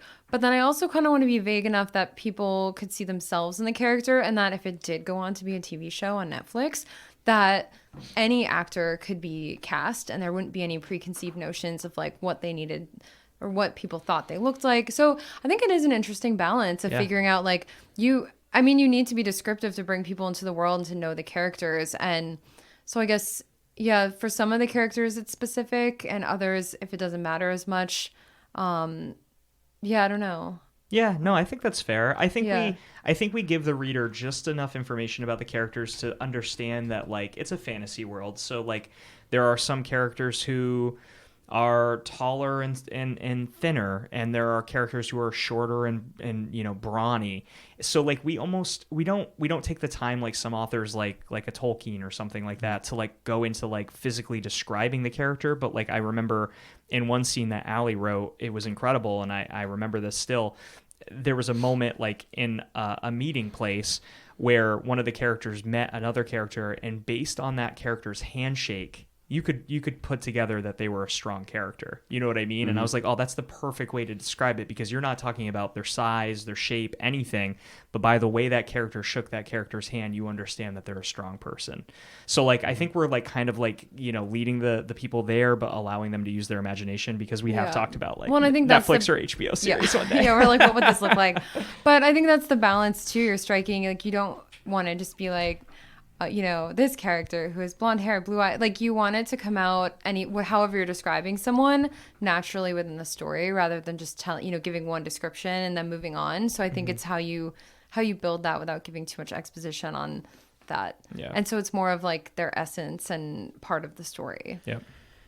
So when you draft stuff out, like is it like bullet points, like, you know, character A visits character B, and then they talk, they have a dialogue, and then they go, like, is it very broad like that where you start off, where it's just like a very general, like I guess like checkpoint, like that, like character A goes to character B and have a conversation. We don't know where they have it. We just know they have to talk at this point. And then a battle happens here, and then this character has a kid here, and then this one we need now an intro for this person. And like, is it that vague, or is it more thought out when you're building it out? The first few chapters we outlined were definitely more bullet points. Yep. And then as we got more into it, we were like writing we're like, okay, we need to slow down. This is just an outline. Yep. So it kind of depended on the chapter. On the battle scenes, we have a couple battle scenes, and those we wrote out Yep. a lot more. You're really good at writing battle scenes. Actually, I ended up being really good at writing battle scenes too. I was surprised. Yeah, your battle scene was amazing. We're both really great battle scene writers.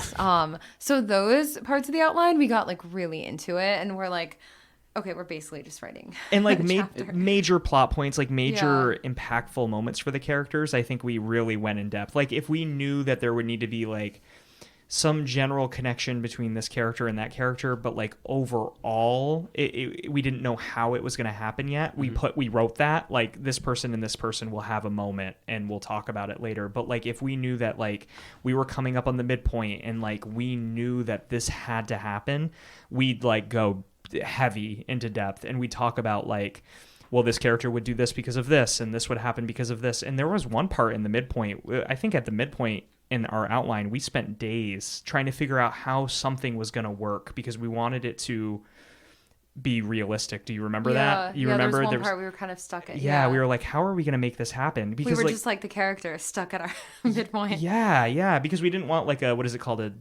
deus ex machina. Like we didn't want like the reader to feel like we just took a cop out. So like we had to like backtrack a little bit and be like, okay, back in chapter 3, like maybe the character did this. And then like we went back and edited like chapter 3 outline, chapter 5 outline, chapter 7 outline. And then we're like, okay, now we can do this in the midpoint and it makes sense. And yes, this fits. And we got so excited. Yeah, we get really excited when we write. We say like, oh my God, a lot. We're like, oh my God, God, oh my God, oh my God, oh my God. Well, it's also, like I said, you're figuring it's like it's a problem. You're like it's like logic a problem or a puzzle Yeah. problem. Like you're trying to connect the dots because, like you said, if something in 3, if you can add even something very simple, because what was it, like the world's your oyster kind of thing. It's like we could have really anything happen to these characters, but it, what's believable or what even just seems smooth or seems like practical or is there any? No, I don't want to ask that because I feel like I was going to ask if there was any like surprises, but I don't want to say like any like curveballs because then it might give it away or people are expecting it. So don't answer that. I don't want to give too much of like that. You know what I mean? Like when you, unless you want to, but when you say like, is there like a curveball? Oh my God! I broke the mic. That's the curveball. That was a plot twist. No, keep talking about. I'll put it. Okay. I'll put it together. You guys can just keep chatting. Has this ever happened before? Has someone ever broken your mic? This is the first time, and I will charge Joel for that. I'm so glad that He was trying to distract from the question. He's like, no further questions. Well, my publicist told me that I can't speak.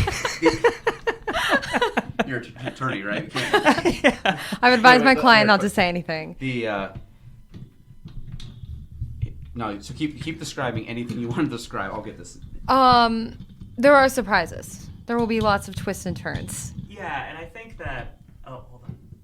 Joel just went. He just realized the mic isn't there. And now I'm leaning to get a good. Okay, so I think that there's like one big major twist that kind of carries all the way through the 3 books, and I think it's really exciting. And I think it's something that we talked about for a really long time, and like actually went back and figured out how we were going to make it happen, and like making sure that. Oh, the mic actually comes out too. Oh, right. I'm afraid to touch it now. I played with it too much. Yeah, but this is the most awkward position I've been in all day, but it's not bad. This is good. Like staring deep into his nostrils. I'm just watching you guys right now, taking this all in. This is actually the worst. Listen, it only took 3 of these episodes for me to break something, so I'm actually really proud. Actually good. Yeah. I think that's good. Well, okay, good. But yes, there are major twists and turns, and yes, like, we're to answer really your question, there is a surprise. And plot twist is our set is falling apart right now. Yeah. There are lots of plot twists. No, that's good. So, okay, next question. No, I'm just kidding. I want to stay on the book because I do love the like. So, when you guys are talking about like inspiration from the book, do you find that there's themes of these characters that come out of you guys, like that you think, if you really had to like pull back the layers and like, honestly, I feel like I'm writing this because of like something deep down inside of me that's like just naturally coming out, or maybe like if you're a certain way, but then you're like your inner dialogue will like maybe this actually describes a lot of how I see myself. Like people say that like describe me and then like but describe yourself, and sometimes they're different. How you perceive yourself versus someone else. My attorney has advised me not to answer this question. I'm not asking you. I'm asking Alec. But is that something that you guys could find in like a character where you're talking and you're like, I feel like this is like some internal part of me that's coming out, even though it's like I'm speaking through a character. Because I feel like that happens with writers that like there's always like, there's elements of them in their characters because again, obviously there's some level of bias as they're writing. Yeah. Right. Yeah, so we have a lot of characters. So that's like a challenge. We've tried to figure out how do we tell this. So we alternate. There's like 4 main characters and then the other 6 or so. 8 maybe. Is there like is it like Game of Thrones with like a family tree thing? There's not a family tree. Okay. It's not a family tree, but there are a lot of characters. But like Game of Thrones, they're connected. Yep. So we're focusing on there's like 4 main characters, then the other ones also get some chapters, but those 4 main ones I think have the most of us in them. And the first 2 were by accident. Yep. And all of a sudden we're writing them and we're like, I feel like we're just writing about ourselves. Yep. Like it's just so similar to like our histories, but then like this fantasy like castle-y version Version of of it. ourselves. And so then there were 2 others that kind of mirror them. And so then those were kind of intentionally, like, we put a lot of our stories. So I'd say, like, the 4 main ones have a lot of us in them. Yep, I Yeah. agree with that. Settings. How do you pick settings? Because I know you talked about like a fantasy world, but when you talk about settings where you see a house, or is there places where you're like, well, I went here once, like to Ireland, and that's kind of stood out to me, or maybe, or just like watching a TV show, like a certain area stood out. Yeah, so Yeah. we talked about a lot, like we knew a major plot point, like this thing was going to have to happen, and then we talk about where would it make sense to happen. And then I think we drew inspiration from like local, like there was some local inspiration for sure. But Yeah. like when Allie took a trip to Scotland not that long ago, like she would send photos of like some of like the. I was like, I'm walking up a tower, like of a castle in a dungeon, and I Yeah. was like, this is what I envisioned. Like I had already kind of envisioned it that way, and I was like, this is our tower. Yeah. But it was also really good research because I got to know what it felt like to walk up that many stairs, and I I felt was like actually I just was gonna say, yeah, dying. because you have the, yeah, And I was like, now I feel like I can describe this. or like 'cause the smell, or like just Yeah. like how Yep. hard it is. And yeah, like Yep. the smells, like what it looked like, the dampness, I walked a lot in Scotland, and like, I mean, we walk a lot, but like Yeah. I get tired. And so I just felt like I was walking up a lot of like stairs, and I was like, I can really put this into my characters. And I was like hungry a lot, and like, you know, because when you're on vacation, you like don't eat for a while sometimes because you're sightseeing. And I was like, you know, equating myself to our characters, like walking through the woods. I was like, I know what this feels like. So yeah, we draw inspiration Yep. from our world. our world and yeah, travels and yeah. Yep. There's Kind like of everything. We'll be in random places too, and we'll see someone and be like, that is our character. Like that is Yes. who we see as this character. Yes. So yeah, it's kind of random. It just kind of hits us. What I guess like author wise, like which do you draw inspiration from specific? I mean, we mentioned a couple, but like, are there any that you guys draw from where you're like, I just like their style, and you've kind of followed that style a little bit, or do you think? Do you think the style falls in line with any type of? I don't authors? follow. So I try not.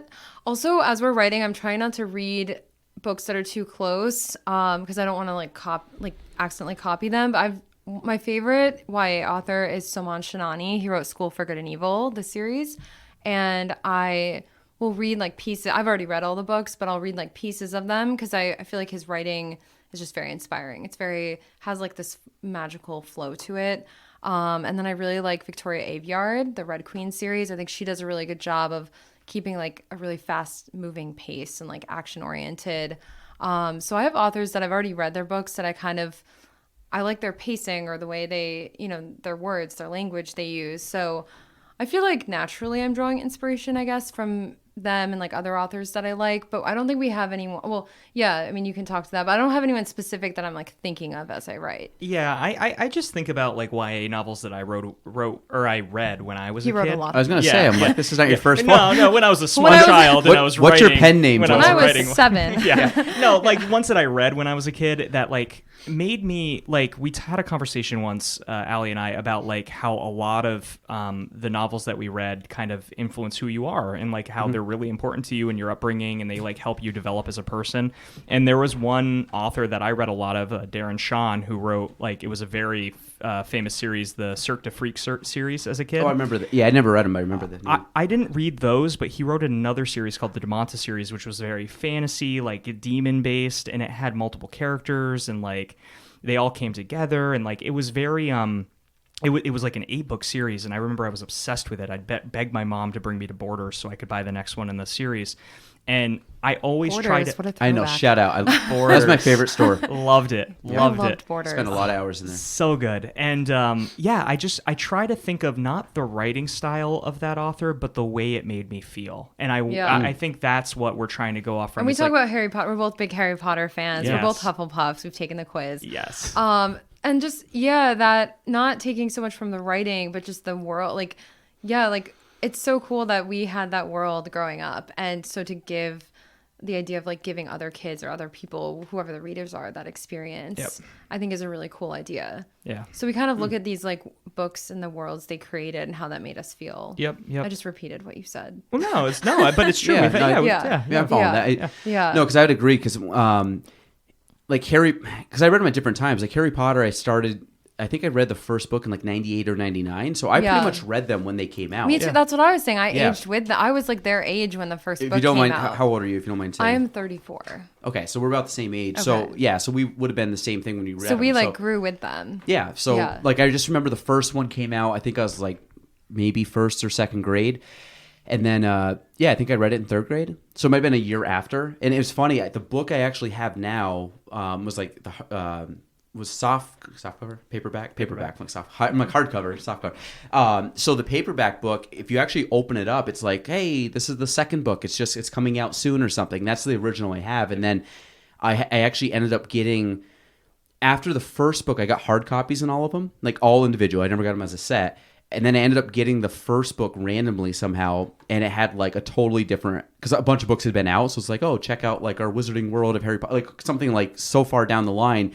But my original book is like very like it was from 1997, so it's kind I always liked that because it was just like the way they had like publicized and like nobody knew what this book was, and like, hey, please check out my second book, it's coming out, and it like obviously blew up. So Yeah, look at it now. yeah, it's like so.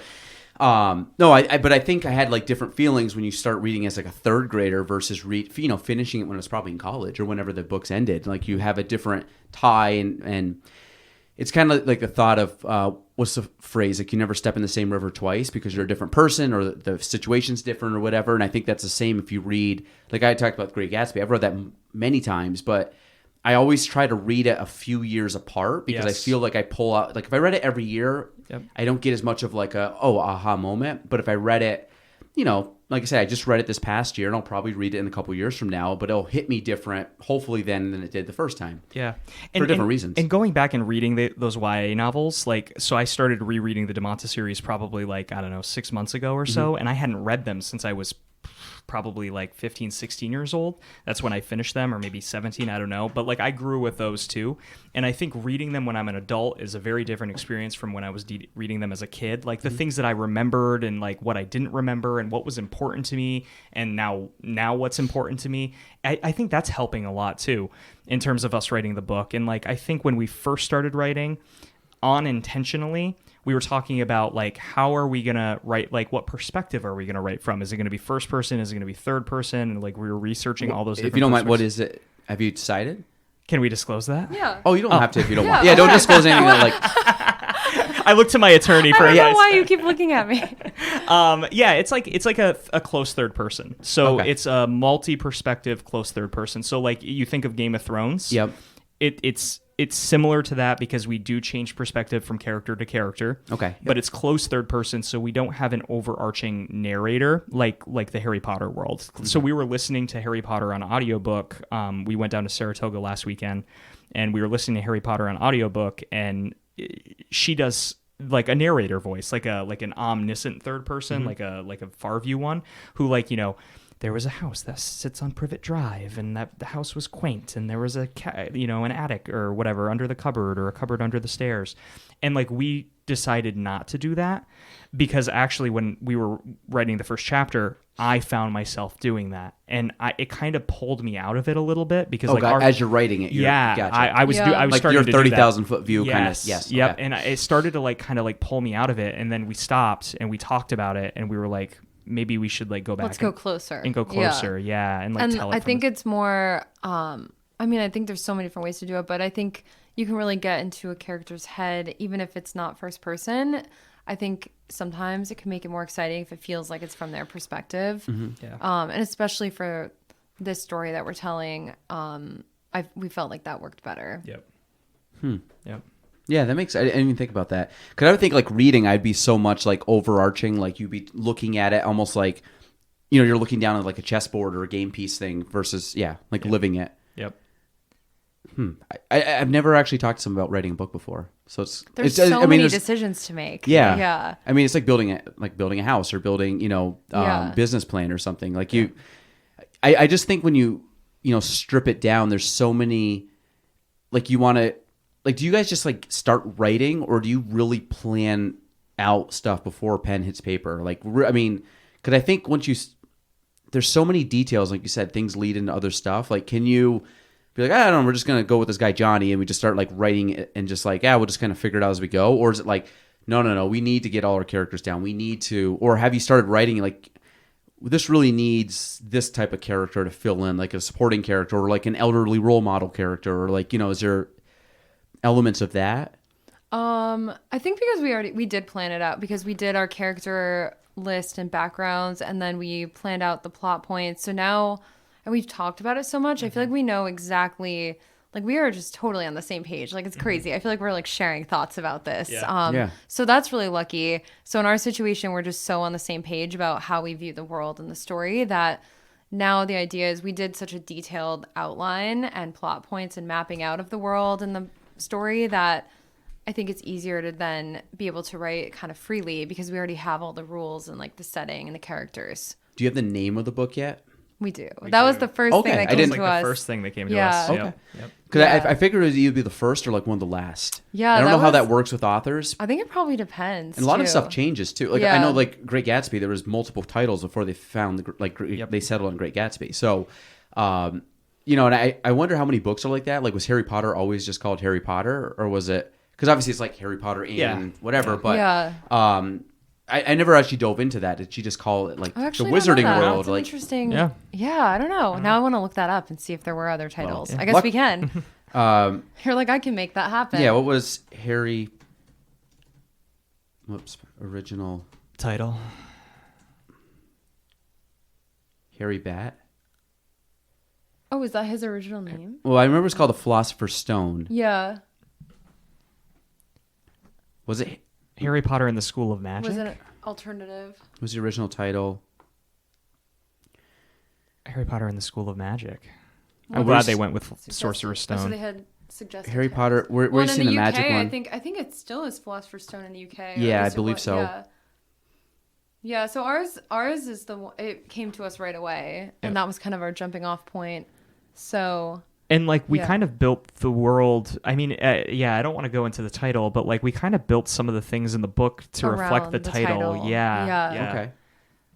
So kind of like Have Game it of Thrones, naturally. because Game of Thrones is like a theme. Yep. yeah, like they kept it- Yeah, Get a title change. I mean, is it just they changed it from philosopher to sorcerer? I'm assuming. Yeah, I think that's But what. pretty it's much saying everywhere here. else on the planet, yeah, I don't really care why they changed it, but yeah, I just didn't know. Like, what did they say? Harry? Was it Harry Bat? Did you see that? yeah. The first one, I think, if you go back again, I thought it said BATT. Harry Bat. the title character was initially named Harry Bat. Wow, that was a great switch. Harry Yeah. Bat. Oh. Harry Bat that- just doesn't have the same ring to it. That's All I can picture is a hairy bat. Yeah, I was gonna say like my mind doesn't actually go to Harry Potter. Harry Bat. Also Harry stated the Potter. themes of yeah, death it just mortality. doesn't have the same ring. No. Okay. Harry Wow. Bat. J.K. Rowling. Harry Potter was almost Harry Bat. Huh. Yeah. Good edit maybe on that. I wonder if that was like the whole first draft or just in her notes. Oh, now I'm so nervous. We should go back and look at our character list. Yeah. I mean, think about. How many? I'm gonna write like how many characters are in Harry Potter? Oh, so many. What is your guess before? How many characters are in the Harry Potter like all series? together, like Yep. the main. That have names. Named Harry Potter characters. I would guess across all the books, So 7 books. 130. I'm gonna say 189. 157. Please remember your numbers. 700. more than 700. We were so my far. God. Wow. What? Major faces had to be left out. Yeah, that makes sense. No Wow. way. I guess that like all the ghosts. She named all the ghosts. That's what I'm She saying. named- Like every yeah. We have to write ours down because we've had. I mean, obviously we're not that far enough into it yet, but we've had a couple moments where like, what do we name that character? Yeah. And we have like a smaller. Obviously, we know our main characters, but we've had to look back for like smaller characters, and because Or like the shop owner. we're yeah, not or a Yeah. waitress. Yeah. Yeah. Yeah. Yep. Yeah. Wow. Wow. 700. That's it's all you knew it was gonna be. We were gonna be off. All 96 characters. I mean, yeah. 96 in the book 1 first there was book. 96. Wow. Wow. I guess that makes sense. 'Cause, There are a I mean, lot there's some for- themes where they're like in the wherever they're like in the courtroom system, and they all have different judges and people that like. So you think like they just rattled off 15 names in that chapter. Yep. So Yep. that's wild. 700 characters. I wonder what she was doing, just name generator, like, Yeah, I don't Yeah. know. you know, that just is- plug and play. I mean, some of them are kind of made up too. Like there's like I some always weird want to names. know where authors get their names from, and I think it's so cool to think of like where people's inspiration came from. And yeah, some of ours are more like meaningful, like we thought of them, and then some from the name generators, Yep. but they're still meaningful. But again, it's the kind of thing where we're not gonna say what the meaning is. It's just nice for us to know. Yeah. Yeah. And I think if somebody like were to reverse engineer it and they were like, oh, this character, you know, has these traits and attributes, and they might Google the name, they might realize that like, Yeah. oh, they named it We because of definitely, that. yeah, we definitely use a lot of Gaelic, Celtic, Yep. Nordic Yep. names. Yeah. I did a 23andMe, totally different subject. Again, here goes the. We're going all over the place. I'm 4% Norwegian. Are you? Wow. I know, very that's odd, so but cool. I don't know Interesting. anything about Norwegian. The only thing I know about Norway is it's the closest language to English, I believe. Oh yeah, I started learning it. There's a 'cause lot we of want to go similar- to Norway next winter, so I started learning it. But then we read online not to learn it because Yeah, because apparently they They don't speak like English that. and they just want to Yeah. speak English. Yeah, Yeah. well, and I think but a lot of the characters and the way they structure words are very similar. So Oh, because I yeah. looked up, I'm like, if I wanted to be bilingual, what's the easiest language to learn? And they said it was Yeah. that. Yeah. So that's what I'm like blanking on the words now. But a few months ago, we were looking up like phrases in Norwegian, and Yeah. we're like, this kind of sounds like English. Like it's Yeah. so similar. Yeah. I don't remember how to say anything, but I did it on Duolingo. Like that's where I was. Yeah, was that's it we were doing Duolingo? Duolingo. Duolingo, yeah, Yeah. yeah. And To learn how Google to Translate. oh, okay, but that's not like a Rosetta Stone thing to learn. Oh no, we It- weren't like learning. We No. were like dabbling. Yeah. learning. Gotcha. But it is similar. They give you like mini lessons. Oh, you've never Yeah. used Duolingo? Yeah, it's No, really I've never cool. heard of it. Yeah. Oh yeah, Duolingo. Duolingo? Duo. Yep. Duo, okay. So you can do it online on the website or on your phone. Oh, if just be there's an app. careful because their mascot is an owl, and that owl is very aggressive. If you miss your lessons, that owl's like, "You've missed Oh, three jeez. lessons." I was like, what are you talking? That thing? Yeah, that little owl. Look at how cute it looks. It gets mad when you miss your lessons. I don't know. It's never gotten mad at me. So when you say like, so it actually just teaches you, can you become fluent? No, you can't become fluent. well, I mean, 'cause you don't I- have the speaking component. I Yeah. think it is good depending on how you learn the words and phrases. I've mostly used it for French, which I already knew the basis of. So I don't know if it would help with like sentence structure and yeah. Like I always, like when you talk about like immersing yourself. So I had you know Mel. Yeah, Vargas. yeah, So Mel yeah. was on, and he's from the Balkans, and he Balkans. I think so. We talked for 3 hours. We had bourbon. It was a little phasey, but yeah, no, he came over to the Balkan War. So yeah, so he came over, and he this English was a second language. Said it took him about 6 months with knowing nothing to he was conversational. Yeah. But that was living over here, going to school, getting trained, or like tutoring each day. English is a hard language to learn. It's really hard. Yeah, but for someone to say like you can learn it in 6 months basically, and then I heard the idea of like the 80-20 principle that like 20% of like any language makes up 80% of the conversation. So like as long as you know the basics, like you might know some random stuff, like those random words we're still learning, but because I think there's like hundreds of thousands of words in different languages, but if you learned like computer, phone, eat, sleep, like the basics, you can pretty much have a conversation. Yep. And be able to like function throughout like that country. So you really don't have to Yeah. learn everything, because they said like I think to learn like 20% takes a very short amount of time to learn, like 50% now takes like 10 more years to learn. Yeah. So it's like the scale's not there to keep trying to learn more. Yeah. Yeah, and I think when you're forced to speak it too, if you move somewhere, that helps too. Even when we were visiting Quebec, he kept saying, he's like, speak French to people, and like they'd say something to me and I just blank out. I'm like, English. And then when we went to that island where people really only spoke French, like suddenly I was able like to communicate. I could speak it because I didn't really have another choice. So I think sometimes like having to have that conversation is crucial to learning and making yourself do it. And fun fact, if you want to learn Dothraki, like how to speak Dothraki from Game of Thrones, you can learn it on Duolingo. Really? The whole language. Because George R.R. Martin created a language, and it's Dothraki, and you can. But is actually like advanced enough that they can speak it? Yeah. Oh yeah, they speak it in the show, and you can learn it on I just thought it was like Duolingo. made up. They're just like making up lyrics. So they need we got to like have this saying, like make that saying Yeah. up. Yeah, isn't that crazy? So like the actors on the show were actually speaking a language, and the words meant something, so they had to say like the specific words because like people are pretty crazy about the world and the lore, so they want it to be accurate. So you Wow. can learn it on Duolingo. Yeah. We should make a language. Oh God. I feel like that's way worse than the Oh book. God. how old is he now? He's like 80s, 74. Yeah, he's getting up there. I don't think we're ever gonna see the final books. He's from Jersey. Wow. I thought he was English. Like I thought he was like. Yeah, I don't know. I just feel like I've read all of them, and I just feel like we're never going to see the last books. I feel like what happened there is that he saw how the show finished. He saw the poor reception to the show, and he decided to scrap the storyline that he had, and I think he had to start over. There's no other explanation. I mean, I understand he's popular. He gets pulled into a lot of stuff now. Because didn't they say he had influence on the... Like he had input as how he thought it should go? Yeah. So I think he gave them like some sort of like roadmap, kind of like, you know, how we have our outline and our kind of general sense of where it was going to go. I think he gave that to them, and then they took their creative inspiration. He saw the poor reception, and then he was like, "Ooh." You know when people say like, that's what I was thinking, or they say something like in hindsight. I always thought if someone's going to actually do that, I want to see like the envelope like sealed up in a net thing, and then you say it, and then you're like, but I actually meant that, and then they like pop it open, like, oh my god, they did. So like imagine like down the road where. Like I actually like this is what I actually had as like the theme, and I just gave you guys some bogus thing because I wanted my own like I don't know time in the limelight kind of thing, and he just comes and hits you with a totally different. You're like, oh my god, that's the greatest ending of a book ever, but I fluked you guys all in the series. I don't know, that could be the case, but I didn't know he was from the U.S. Do you know the inspiration for Game of Thrones No from clue. George R. R. Martin? Fun fact for everyone. Do you know? No. So he used to have toy turtles, or not toy turtles, pet turtles as a kid, and he would create stories around his pet turtles and his like his whatever it's called, tank. Aquarium or what? Yeah, aquarium. Yep. And he would name them, and he would come up with stories in his head about how they were kings and queens, and like how this turtle didn't talk to this turtle, and like it was his pet turtles as a child that he fell in love with and created a world that inspired him to write Game of Thrones. That is not what I would have expected to have inspired that. Pet turtles. Yep. Isn't that weird when people pull their inspiration? I'm going to have to fact check that. Fact check it. George, our big turtle guy.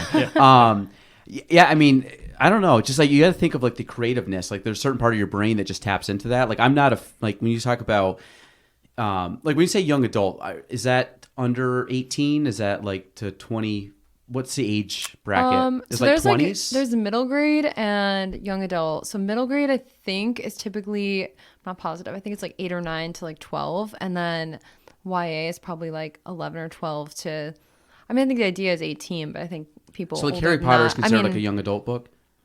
Middle grade, young adult. I feel like the first 3, I don't know, I haven't looked it up. I feel like the first 3 would be more middle grade, and then it became young adult. So middle grade's younger than young middle adult? grade's younger, yeah. Okay.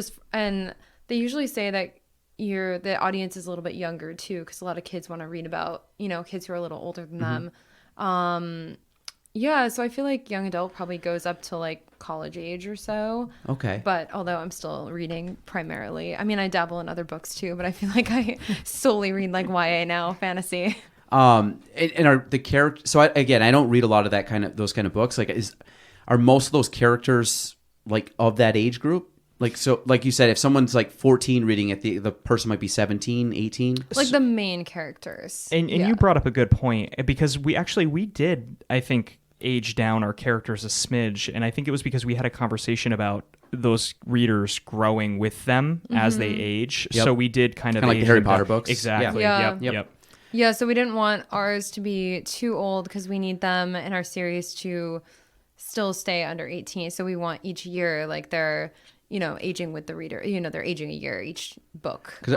That's the one thing I think I resonated with in Harry Potter, because each book was a year. Like, and we were going through school at the same time those books were coming out. So and it was when the movie came out, I think all the kids in the movie they're like the same age as me. Like, I think they're all born in the same year. So like that was also something when they came out, I'm like, this is literally like my classmates. Like, it was like my actual peers. And because I think like Daniel Radcliffe's my age, and Emma Watson, and how old are you?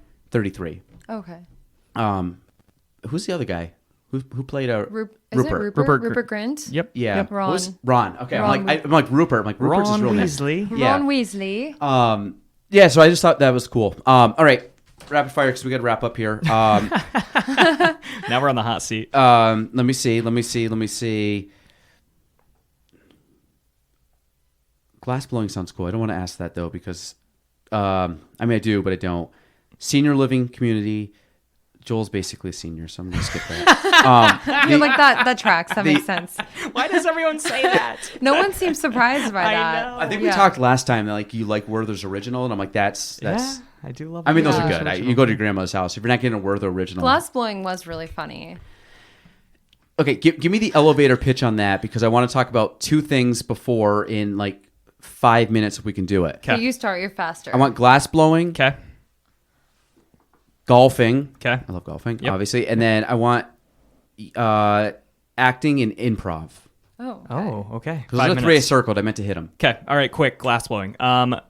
We plan a lot of really cool dates. We always try to find really cool things to do. So we were taking a weekend trip to Vermont, and I found this really He's like, cool. we're going glass blowing. Yeah, Yeah. We went glass blowing, and the person who owned this shop, I guess, has been like he's pretty like I don't know. He was Famous. on the Today Show or something famous at some glass point. blower. It's a famous glass blower. So There's a lot of them out, right? But he was very grumpy. So the God, first day I hope he's not listening. but the first day we showed up, we were like only 15 minutes late, and he is that him? No. The guy in the top. Oh no. Yeah, no, that's not him. We were a little late, and so it's an hour and a half class, and it was private, and he was like, "You won't have fun now." Yeah, and we were like, oh. We're like, we don't mind. He's like, you'll have to come back tomorrow because you won't have fun. Like, you'll miss out on the full experience. And we're like, okay. So we came back. We went back the next day. Yep. Oh, like you didn't even do it that day. No, we didn't even do it that day. No, and we were like 15 minutes late. So we go back the next day, and then we saw why he didn't want us to be late because he talks for like an hour of the class and yeah. glass blow for 30. Yeah. But also, I wanted to make a cup Yep. because he's like, what do you want to make? And I was like, a cup. He's like, no. Pretty much. He Yeah. was like, it won't be a beautiful experience. Yeah, he's like, I really want you to learn how to glass blow. But then he did most of it for us. But there's one point in particular where you had to like twist the metal rod to keep it because it gets hot and it starts to fall off the rod and So- like you have to twist it. What is glass blowing? For people that don't know, because I don't know. I mean, I'm looking at it, so it kind of gives me like, are you actually blowing stuff into a glass shape? So you're blowing something that turns into There's glass. like an I'm air assuming. thing. What's it called? There's like a paddle. an air compressor and there's also Yeah. like an air paddle that's like manual blowing. So depending on what you're making, you sometimes have to blow it, you sometimes don't. But We like didn't really learn but- it because he did. all yeah, that. But you're yeah. forcing air into something. But it turns into glass, though, right? Yeah. So what's the material that turns into glass? So it's like a Sand. sand. Yeah, it's like a Sand. sand. Yep. Yeah. That you superheat. Yep. And it turns that really bright red color that you're seeing. I mean, folks at home can't see it, but it's so hot and you can Like literally embers almost. Yeah, you have to be very careful because like even if you're like you got to hold it How many really far degrees away. was it? I feel like it was like thousands. 1,000 degrees. Yeah. Well, and I walked in. I was like, oh, it's hot in here, and I hate heat. Yeah. And he was like, you're glass blowing. He was like not happy with that. He was like, yeah. But then he did turn a fan on for me. He did turn a which was fan the on for nicest you. thing he did all day. I think that was how he showed. That was his how he affection. showed affection. Yeah. Yeah, but he Kind was of rough the, exterior, but he's a deal. yeah, but he's a he was glass like the blower. grumpiest Yep. glass blower. As Joel did really well at it. As I was going though, he was like yelling at me. He's like, turn toward the kitchen sink. And we're in like this glass blowing studio. We're in like a garage. I'm like, where's the kitchen sink? Turn to the North Star. Yeah. Yeah, I'm like, can you just East, say like my east. right or my left? Or like, he's like, the sink. And he was like yelling and like doing it for me. And I was like, you're doing it. He's like, I'm doing it because you're not. We were like bickering the whole time. Yep. There was a lot of yelling. But it was like so fun. Allie went out to the car at one point while he was teaching, and he like looked at me and he's like, "Where did she go?" And I was like, "Let me check." I had to like cool off. I was sweating. I felt And- like you guys were rivals. Like, Yeah, we were definitely in a novel. We would be like enemies. So did you get to keep yep. a glass? Yeah, but they're like They're interesting. they're not something we would display. No. So no. now you have to go back around too. So this is my 80-year-old man too. But I watch Sunday Morning on CBS. Oh, I love yeah. watching it. I love that too. Yes, it's actually one of my this is why favorite. I live in a senior living. Yeah, I don't never get to hear it because my kids are yelling. So I'm always like, hey, I can't hear about whatever. So there was this island. I forgot where it is. I think it's like I don't even know where the island In is. Italy? No, it's not. They glass blow a lot there. No, God, I want to say it might be not Nantucket, Martha's Vineyard, somewhere. There's an island, and this couple does this. I didn't know it was glass blowing. They make these things, and they go put them on the island, and they only put out a certain amount, and people go and actually hike and look for them, but they hide them. It's like a scavenger hunt on the island. Like geocaching, kind of? Like that sort of thing? Maybe. Okay. I don't really know what that is, but okay. they basically take these and they hide them. Like they'll hide them under a root, they'll hide them in a bush, they'll hide them. That's geocaching. Yeah. Okay, so they do it, and then people go find them, and the rule is you can only find one a year. So people like go on vacation there, and they actually go to find it. And if they find one, they actually just have to leave it. Oh. If they find one that year, it's almost like going hunting or something. You get like a tag for the year. Oh, wow. And so then some people have like multiple, but it's hard to get one. So they go like, they only put maybe like 200 out, but thousands of people come to try to find these things. We could put our 2 out. Yeah. I would hide mine. I would hide mine too. So anyone can but take them. They did a whole segment on CBS Sunday Morning on it. It was really pretty fascinating. Okay, sorry. Rapid fire. What did it just say? Golf. Golf. Are you playing golf? Yeah. Oh, yeah. Have you been playing golf? Yeah. I golfed under 100, Galen. Did I tell you that? No. So end of last season, I went out with Dan Frederick. This is news. Went out with Dan Frederick. Him and I, we closed up Adirondack. It was the last day they were open for the season. I shot a 98. A true, honest to God 98. That's awesome. Man. I birdied the par 5 on the back 9. I forget. I think Number there's 16? 2. Yes. I birdied it. Dude, That's a tough one too. Perfect drive. Took out the 6-iron, shot a perfect like right there, chipped on, and then putted in 4 on a 5. I was so proud. Like literally, I think the neighbors heard me. I like hooted. Wow, and that's hollered. awesome. Yeah. One that's a tough hole. Yeah, That's crazy. How often are you playing?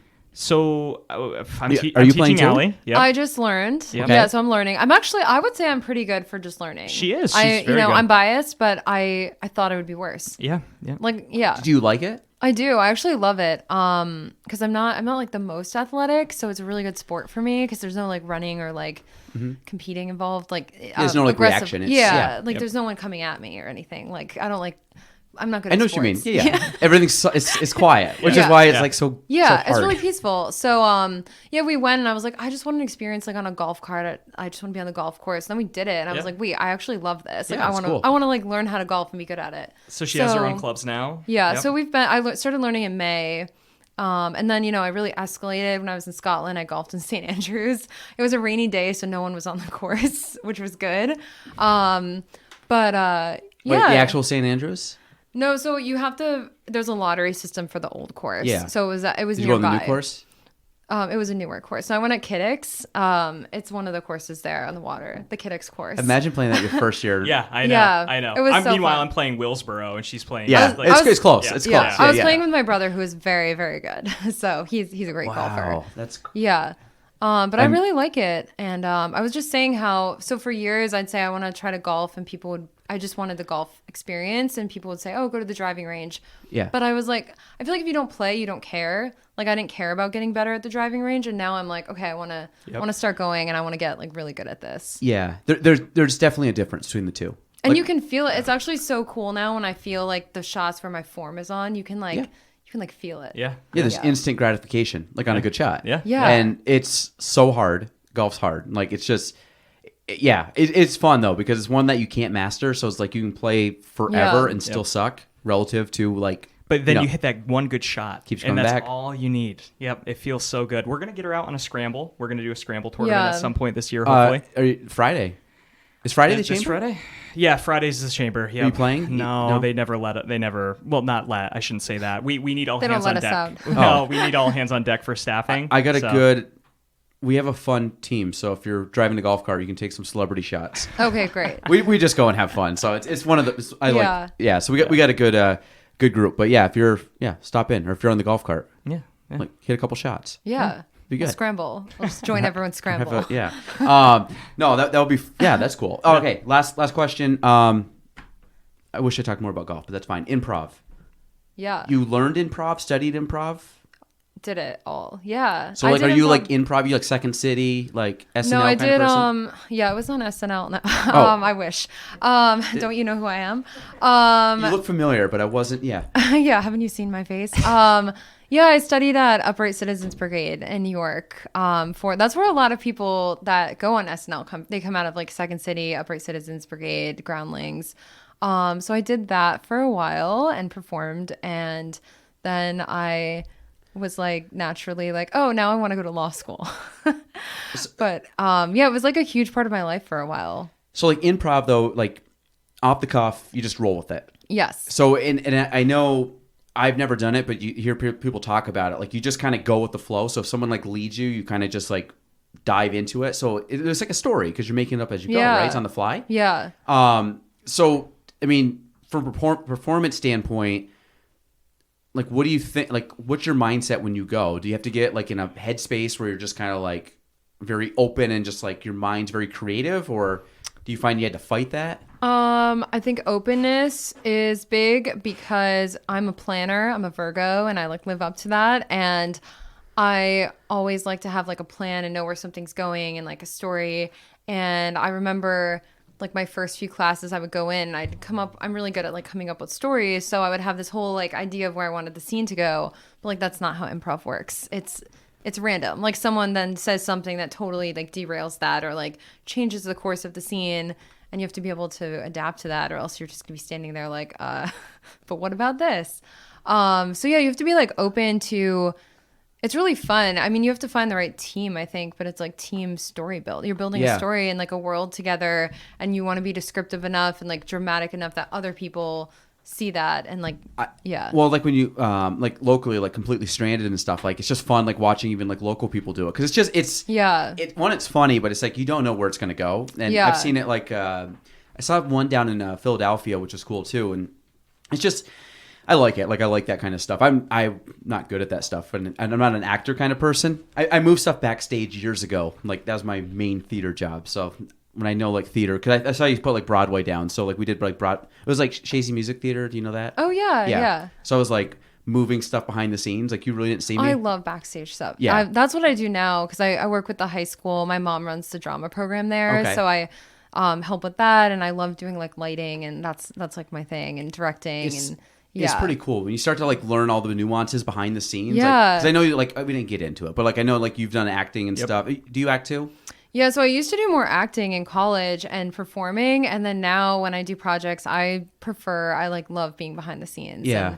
And, but we've been talking about performing it. We've been thinking of like getting an improv group together because we improv all the time. All our conversations are basically like world building, which makes sense why we're writing a book. We just met up with some of like my old friends last night at the Pepper, and like we made up like probably 3 improv sketches. At the like Pepper. we were basically just acting out improv sketches. I actually knew you were at the Pepper. How'd you know? Did you see us? Nope. I saw you through a picture on Facebook of someone else that was there. Took a photo and you're in the background. Who was it? Brandon Sample? Was it the He was part of the group. Was it the birthday party? Yeah. They gave us cake. They came over and like gave us a pile, I'm of cake. I'm looking at it. I'm like, oh, that's cool. And then I like look and I didn't see you. I just saw your head. And I'm like, it was yesterday. So I'm like, oh, I should ask him. I forgot all about it. But yes. You're just sitting there. Your leg was crossed, I think, and you're just chatting. And I was like, I can only imagine what's coming out of his mouth right now. It was funny. Yeah. So I did know you were actually at the Pepper last night. He was actually performing improv. I was. We were escalating. Yeah. You were briefing about the podcast. Like, what do I talk about? How much can I give away? How much can I say? Okay. We're going to wrap up there so I'm not late. This was good. When's the book finished? Oh, boy. I know it's a weighted topic because it could be what do you think? Well, our timeline, we think that we will be finished writing by, we're so busy, it's like hard. But if we... Like within a year? We had a goal for February, but I think ideally, I think it's going to be like next April. If we followed our schedule, we could finish by April. But then you have to go through edits. And then once you submit it to like agents, it's just such a long process.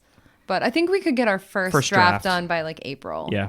Yep. Cool. Yeah. That's actually what we'll we might check in April. And I want to do like when the book's out because then I can read the book and then I can. Oh my god! Then we can like talk about it. We can come back. Yeah. This is great motivation. Yeah, we can be like, Galen, remember that twist? Remember when I broke your microphone? I was so excited. Remember the strawberry milkshake? Yeah. I'm like, there it is. Yeah. And all of a sudden, like I show up and like it was a chocolate milkshake. I'm like, man, that really was like that was the plot twist. We're gonna go back to that. Yeah. He didn't even like strawberry. It's vanilla now. All right. Well, we're gonna end there. Allie, thank you. Joel, always a pleasure. Always. The book stuff was. The book will come out, folks. Read the book when the book comes out. Read our book someday. Read the book someday. Yeah. It's going to be, Check out the series on HBO Max. We can't tell you what it's called yet, but it's great. Yep. It's going to be great. Published by, I don't know, Penguin House, something like that. So published by Kavanaugh Realty. Maybe. Maybe it'll be a publisher by then. Yeah. I'll read an advance copy, only if it's signed. All right, that's it. Episode 240, Galen Trombley Show. We're out. Thank you for listening to the Galen Trombley Show. Be sure to subscribe, review, and share the episode. You can follow me on all social platforms at Galen Trombley. Thanks for listening.